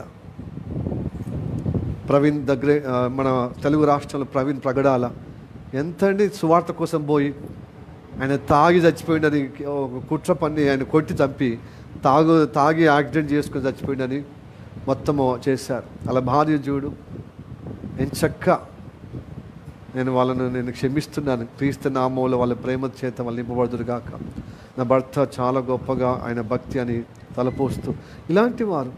అలాగనే మన దేశంలో హతసాక్ష్యం చనిపోయిన వ్యక్తి ఎవరు? వరుస రాష్ట్రంలో ఆస్ట్రేలియా మిషనరీ వాళ్ళు, స్టెయిన్ అతడు కూడా హతసాక్షి ఉన్నప్పుడు, చనిపోయినప్పుడు వాళ్ళ భార్య కూడా, నా భర్తను చంపిన వాళ్ళు క్రీస్తు ప్రేమ చెందింపబడుదురుగాక. వీళ్ళు పెద్ద డాక్టర్లు, అక్కడ పెద్ద పెద్ద కోట్లు సంపాదించేటువంటి వాళ్ళు. కుష్ఠరోగం, మన ఇంట్లో కుష్ఠరోగం, మనం రోగం వస్తే 2-3 రోజులు ఊసులు సొల్లు ఇట్లా ఉన్నట్టే మన తల్లి అయినా, మన చెల్లి అయినా, మన భార్య అయినా, మన కొడుకైనా దగ్గర రాలేరు. అలాంటి కుష్ఠరోగం పరాయి దేశస్తులు మిషనరీగా వచ్చి వాళ్ళని ఇష్టపూర్వకంగా చేర్చుకొని వాళ్ళ సొల్లు, వాళ్ళ యొక్క పుళ్ళు, వాళ్ళ యొక్క కాళ్ళు చేతులు కడుగుతూ ముట్టుకుంటూ వైద్యం చేసుకుంటూ క్రీస్తు ప్రేమను చూపిస్తున్నారు చూడు. ఇప్పుడు సోకాలు మతన్మాదులు బాగా చెప్తున్నారు యేసు ప్రభు గురించి వ్యతిరేకంగా. ఇలాంటి ఒక కుష్ఠరోగాన్ని దగ్గర తీసుకొని బాగు చేసిన దాఖలాలు ఉన్నాయా? కాబట్టి ప్రియ దేవుని బిడ్డలారా, క్రీస్తు ప్రేమ గొప్పది, ఔన్నత్యం గొప్పది. ఆ గొప్పతనం ఎప్పుడు కానీ డబ్బు కంటే, మన సుఖభోగుల కంటే, మనకున్న బరువు బాధ్యతల కంటే దేవుని వాక్యం గొప్పగా చూడాలి. ఆ వాక్యం మోసుకొచ్చినటువంటి సేవకుడు గొప్ప దేవుడి ప్రతినిధిగా ఆయనలో దేవుని వాక్యం ఉందని ఆ వాక్య సేవకులను మనం గౌరవించాలి. వాక్యం ద్వారా బలపరచుమని, ప్రార్థన చేస్తే మనం విడుదలవుతుందని, ఇలాగ ఉండాలండి. ఇదే జీవితం. ప్రతి ఒక్కరు ఇదే వారి అవకాశం వచ్చినప్పుడు చూపిస్తున్నారు. మరి ఇన్ని వాక్యాలు ఏడ వింటున్నారో ఏమో. కాబట్టి ప్రియ దేవుని బిడ్డలారా, ఎన్ని సౌకర్యాలు ఉన్నా, ఎంత గొప్ప ఆస్తిపాస్తులు ఉన్నా, ఎంత పెద్ద ఉద్యోగమైనా, ఎంత అమెరికా అధ్యక్షులకు సమానంగా పదవులుగా ఉన్నప్పటికీ క్రీస్తు సేవ చేయడమే, క్రీస్తు ప్రేమ ప్రకటించడమే గొప్ప తనముగా ఆ యవనస్తుడు చనిపోవడం ఎంత పుణ్యమండి. ఆ చంపే వ్యక్తి వాడు ఎప్పటిస్తుందో కొన్ని రోజుల నుంచి ఇంట్లో అంటున్నట్టు, Trump, I hate my Trump. ఆయన యొక్క ఆ భావజాలం నాకు నచ్చలేం. ఐ హేట్ ట్రంప్కు మద్దతు ఇచ్చిన వాళ్ళందరినీ చంపేయాలి అని అంత కోపం. ఎందుకంటే అక్కడ గన్ కల్చర్ ఉంది కాబట్టి చిన్నోడికి పెద్దోడికి అందరు గన్లే ఉన్నాయి. ఆ గన్ను కూడా ఇతడు ప్రోత్సహించాడు, ఎందుకంటే మనకు భద్రత ఉండాలి. మరి నాకు భద్రత ఉండాలి, నాకు విరోధి అయిన వాడు కూడా, నాకు గన్ను ఉన్నప్పుడు విరోధి అయిన వాడు కూడా గన్ను పెట్టుకుడు కదా. వాడు ఎప్పుడైనా నాకు విరోధి కాబట్టి కాల్ చేస్తాడని. అందరికీ గన్లు ఉన్నాయి కాబట్టి గన్ కల్చర్ వల్ల అమెరికాలో ఘోరంగా ఇబ్బంది ఉంది.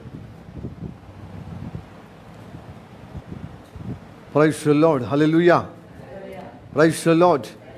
ఆయన ట్రాన్స్జెండర్లను కూడా వాళ్ళ చట్టాలు వద్దు, వాళ్ళు పెళ్లి చేసుకోవడంగా దేవుడు వాళ్ళని పట్ల కూడా ఒక ప్రణాళిక ఉంది. వాళ్ళని సొంత కుమారుల కంటే ఎక్కువ చూసే వాగ్దానం ఉంది. కానీ వాళ్ళకు స్త్రీలు చేసుకునేది అది బైబిల్కి విరుద్ధం, సృష్టికి విరుద్ధం. మగవాళ్ళు ట్రాన్స్జెండర్లు అని అపోజ్ చేసేవాడు వాళ్ళ భావజాలను. దేని వాక్యాన్ని ప్రణాళికబద్ధంగా వాళ్ళని ప్రేమించాలి, కానీ వాళ్ళ హక్కులు, వాళ్ళ పెళ్లి చేసుకోవడం, హోమోసెక్సువల్ ఇలాంటి అన్ని ఖండించేవాడు అన్నమాట.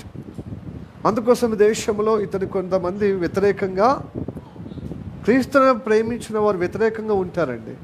ఇప్పుడు సంఘంలోనే ఉంటారు, ఇక బయట ఉంటారండి. ఉన్నది వాక్యం చెప్తేనే ఉలికి ఎక్కువ ఉంటుంది. సరి చేసుకోబోగా మూర్ఖత్వం మనం చూపిస్తాం. హల్లెలూయా, praise the Lord, praise the Lord. ఎందుకంటే మనం పొట్టుగా, నష్టంగా, వ్యర్థంగా చేసుకోవటానికి ఉంటున్నది. మన చేతులను వ్యర్థంగా చేసుకుంటే అత్తగారింటిలాగా పోయి వచ్చినట్టు కాదు. పాతాల మన అత్తగారి ఇంటి కాదు, మళ్ళీ పోతే మళ్ళీ రామ్. కాబట్టి ప్రతి వారం మనకి దేవుడు అవకాశం ఇస్తున్నాడు. ఎందుకంటే వారము అంటే ప్రతిరోజు ప్రతి క్షణం ఇస్తున్నాడు. ప్రతి ఆదివారం ఎందుకు ప్రాముఖ్యంగా అంటే ఆదివారాన్ని సరిచేసి ఆయన జీవంలో ఆయన నిబంధనలు నిన్ను స్థిరపరచుకునే అనుగ్రహం ఆదివారం గనక, ఆదివారం మరణం గెలిచి లేచిన దినం గనక నీలో ఉన్న మృతతుల్యమైనది, మరణత్వం అయినది నీలో నుంచి తీసివేసి జీవం నిన్ను స్థిరపరిచి దేవుని గణపరిచే విధంగా చేసుకోవటానికి నడిపిస్తున్నాడు ఆదివారం. హల్లెలూయా, ప్రైజ్ ది లార్డ్. ఎప్పుడో ఒకసారి అలసత్వం అండి, ఎప్పటికీ ఇదేనా మన జీవితం? మన దేవుని మాట్లాడద్దా? ఎందుకు అట్లాగా వాత వేసుకొని నేను నాకు వాక్యం ఎక్కదు? ఎందుకు వాక్యం ఎక్కదండి? భక్తులుగా వాక్యం ఉంటేనే మనం బ్రతుకుతాం. వాక్యం ఉంటేనే గోధుమలా తయారవుతాం. హల్లెలూయా, ప్రైజ్ ది లార్డ్. వాక్యం వినట్టుగా ఉంటే పొట్టులా అంటే వ్యర్థమైపోతాం. పొట్టులాగా గాలిచ్చే దాంట్లో జల్లెడలో గాలిస్తుంది, దానిలో ఈగిపోతాం, కింది పడిపోతాం. అది ప్రమాదం కదా. కనుక పేతుల్లాగా మనం సరి చేసుకుంటూ, పేతురుతో ఉన్నటువంటి మిగతా శిష్యులు కూడా సరి చేయబడుతూ, పేతురు స్థిరపరచబడ్డాడు, తన సహోదరులనగా తన తోటి సహోదరులనగా విశ్వాసులను అంటే ఆ శిష్యులను కూడా స్థిరపరిచాడు. మనం అలాంటి ఆశీర్వాదం పొందుటకు ఈరోజు దేవుడు మనతో మాట్లాడుతున్నాడు, నాతో మీతో మాట్లాడుతున్నది అది. కాబట్టి ప్రియ దేని బిడ్డలారా, ఇంత గొప్ప గొప్ప సంపన్న దేశాల్లో ఉన్నవారు, ఆస్ట్రేలియాలో ఉన్నటువంటి గ్రామ్స్టీన్ కావచ్చు, మన తెలుగు రాష్ట్రాల నుండి ప్రవీణ్ ప్రగడాల కడప జిల్లాకు చెందిన వ్యక్తి సాఫ్ట్వేర్ ఇంజనీరింగ్ చేసి ఉన్నాడు. ఆయనకు 5 కంపెనీలు ఉన్నాయి. 5 అమెరికాలో 1 కంపెనీ, భారతదేశంలో 2 కంపెనీలు, సింగపూర్లో, ఇంగ్లాండ్లో 1 కంపెనీ, ఇలా చాలామంది సిబ్బంది ఉన్నారు. ఆయన చాలా దర్జాగా ఉండవచ్చు. దాదాపుగా లక్షల కోట్ల డాలర్లు కలిగిన పెద్ద బిల్డింగ్ ఉంది అమెరికాలో. ఒక స్విమ్మింగ్ పూల్, చాలా విశాలమైన ఆవరణము, అదంతా అమ్ముకొని సేవ చేయాలని ఇక్కడికొచ్చి క్రీస్తు ప్రేమ కోసం పరితపిస్తున్నారండి. మనం ఏం చేస్తున్నాం? తిండి కోసము బలహీనమైపోతున్నాం, సుఖబోల కోసం బలహీనమైపోతున్నాం. మనం వ్యాపారం చేసి, మనం పని చేసి, మనం ఉద్యోగం చేసి అలసిపోతున్నాం. ఇది భక్తి. ఇలాంటి వాళ్ళు యాకోబు సంతతి వాళ్ళండి. చెప్పండి యాకోబు సంతతికి వస్తామా? అట్లా ఇలాంటి మహనీయులు ప్రాణత్యాగం చేస్తున్న ప్రాయంగా యేసు ప్రభు ప్రేమ కోసము వదిలిపెట్టారండి. అంత గొప్ప డబ్బు సమాజంలో అంత గొప్పగా ఉన్నప్పటికీ డబ్బు క్రీస్తు ప్రేమకు సరితూగదండి, సరితూగదు. మనకి ఎంత ఉన్నా దేవుని వాక్యం లేకపోతే నిలబడలేము. అవన్నీ పట్టుకరావు, అవి పరలోకం అది మనకున్న బ్యాక్గ్రౌండ్ అంతా పరలోకం తీసుకుపోవు. అవి మొత్తం మనకున్నవన్నీ అన్నీ మొత్తం. ఇప్పుడు ఏమంటారు, చచ్చిపోయిన వాళ్ళు తలగడ వేసుకొని మంచి మంచి తలదిండులు, మంచి చెద్దర్లు, మంచి బ్లాంకెట్, కంబలు మొత్తం బొందలెత్తారు. పోయిన తర్వాత అవునా కదా. ఒక బంగారం పాత్రము వేయారు, అది కూడా పనికి రాకపోతే అది కూడా ఎత్తారు బొందలో. మన జీవితం కూడా అంతే అండి. ఏమున్నా మన భవనాలు, మనకు ఉన్నటువంటి అన్నీ బొందల పాలవడం తప్పించి ఏమన్నా ఉన్నదంటే ఏం లేదు. దేవుని వాక్యము నిలబెడుతుంది. బొందలో నేను ముగింపు చేయకుండా జీవంగా, సజీవుడుగా, మృత్యుంజయుడుగా సమాధి గెలిచి లేచే విధంగా యేసయ్య ఎలా నిలబడ్డాడో అలా నన్ను నిలబెట్టి పరలోకంలో తీసుకుపోతాడు. హల్లెలూయా, ప్రైజ్ ది లార్డ్. ప్రియ దేవుని బిడ్డలారా, ఇది మనము కోరుకుందాం. మనల్ని మనం సానుభూతి తీసుకోవద్దు. మనకు రోగాలు వస్తాయి, పోతూ ఉంటాయి, మన కష్టాలు వస్తాయి, పోతూ ఉంటాయి, ఆర్థిక ఇబ్బందులు వస్తాయి, పోతూ ఉంటాయి. కానీ దేవుని వాక్యము వింటూ పోగొట్టుకోవద్దు. అవి కూడా వింటూ పోగొట్టుకుంటే అయిపోతుందంటే కాదు. ఇది దొరకదు. ఇది వాక్యం నేడు అన్నప్పుడే నీకు రక్షణ, రేపు రూపం లేదు. కాబట్టి ఎప్పుడేం సంభవిస్తుందో మనకు తెలియదు. కనుక వాక్యమే మన జీవితం నిలబడాలి, సరి చేసుకోవాలి. మన యొక్క ఆ నమ్మకాన్ని వమ్ము చేసుకోకుండా, నమ్మకాన్ని తప్పిపోకుండా, మన విశ్వాసము వదిలిపెట్టకుండా మనం సరైన రీతిగా జీవించుటకు దేవుని కటాక్షము, దేవుని కృప ద్వారా రక్షణలో మనం స్థిరపరిచిన ఆ అనుగ్రహము పొందుకుందాం. ఎందుకంటే మన కోసము తండ్రి కుడిపార్శ్వంలో యేసయ్య విజ్ఞాపన చేస్తున్నాడు. నేను బ్రతకాలి, దేవుల్లో నిలకడగా ఉండాలి. అయితే నాలో ఇలాంటి దోషములు ఉన్నాయే, దాన్ని సరి చేసుకునే విధంగా, నేను చక్కబరిచే విధంగా ఉండాలని ఆ తపన, కోరిక, ఆ వేదన, ఆ యొక్క సహవాసము, ఆ పరితపన కలిగే విధంగా మనం ఉంటే తప్పక నీలాంటి వారి కొరకే నేను విజ్ఞాపన చేస్తున్న బిడ్డ, నేను క్షమిస్తాను. ఎందుకంటే నీకు పాప భీతి ఉంది కదా మీ హృదయంలో. పేతురు బొంకాడు, వెనకపోయాడు, యేసయ్య నేను ఎరగనన్నాడు. తర్వాత పాపభారం, నేను నాదుడి నా కోసం ప్రాణం పెట్టే వ్యక్తికి నేను ఏమన్నాను, అందరేమోగా నేను మాత్రం నేను అడ్డుపడతాను, నేను నీకు తోడుంటానని చెప్పి ఇప్పుడు నేను దూరం అయిపోయాను. ప్రభువా నన్ను క్షమించమని అడుగడుగున తన యొక్క వ్యతిరేకంలో కార్యాన్ని బట్టి క్షమాపణ కోరాడు. కాబట్టి పేతురును దేవుడు దర్శించాడు. హల్లెలూయా. అని ప్రేమిస్తున్నామని చెప్పి, నా ప్రేమ మాటలతో కాదు బిడ్డ, నేను చూపించే దారిలో నడువు, నేను చూపించే దారిలో నడువు అని చెప్పి ఆ ప్రేమలో స్థిరపరిచాడు. కనుక ప్రేమ అంటే మాటలతో కాదు, మాటలు కోటలు దాటొచ్చు కానీ చేతల్లో చూపించేది ప్రేమ. కనుక విధేయత కలిగి పశ్చాత్తాపంతో మన దోషమును, మన అవిధేయతను, మన భక్తిహీనతను, మన యొక్క సోబడితనము, మన లజ్జతనము, మన యొక్క మందగించేతనము, మనలో ఉన్నటువంటి లోబడిలోని తనం అంతా క్షమాపణ పొందుకుందాం. దేవుని కొరకు చురుగ్గా ఉందాం. అనుక్షణము దేవుని మహిమపరిచే విధంగా సాగిపోదాం. దేవుడి వాక్యం చేత మనం దీవించునుగాక. ఆమేన్. ఓకే. జీవాధిపతి నీకు వందనాలు, వందనాలు, వందనాలు, వందనాలు, వందనాలు, వందనాలు, వందనాలు, వందనాలు. వాళ్ళు మిక్కిలిగా ప్రేమిస్తున్న మా పరలోకమందున్న మా తండ్రి నీకు వందనాలప్ప. ఈ సమయంలో తండ్రి నీ వాక్యం వింటున్న బిడ్డలారా ప్రభువా, వారి కోసం ప్రార్థన చేయటకు, నా కోసం, వారి కోసం, అందరి కోసము ప్రార్థన చేయటకు ఇప్పుడు ఉపక్రమించుచుండగా నీ పరిశుద్ధాత్మ చేత తండ్రి ఎంతమంది అయితే వాక్యం విన్నారో ఆ వాక్యాన్ని విని తగినట్టుగా మార్పు చెందే విధంగా, అయా దోషము నివారించుకునే విధంగా, అదే పాపం అనగా నీ మాట వినని సోమరితనము, అయా నిర్లక్ష్యం వైఖరి, మొద్దుతనము కలిగిన తత్వము, అయ్యా ఏమాత్రం వినిపించుకోలేనటువంటి మూర్ఖత్వము, వీటన్నిటి నుండి విడుదల పొందుటకు ప్రభువా మా కోసం అవకాశం ఇచ్చావు, మా కోసం ప్రాణం పెట్టావయ్యా.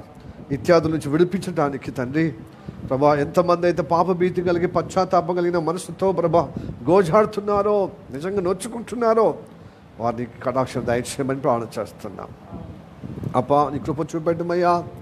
ప్రభు స్తోత్రం తండ్రి. మా ఆస్తిపాస్తులు అయా స్తోత్రం ఎన్ని పెరిగినా మాకు మా ఉద్యోగము, మా యొక్క వ్యాపారము, మా యొక్క పని, మా రాబడి, మాకున్న సౌలతి, మా కుమారులు, మా కుమార్తెలు, అయ్యా మా బంధువర్గము, మా బలగము ఎవరు రక్షించలేరయ్యా.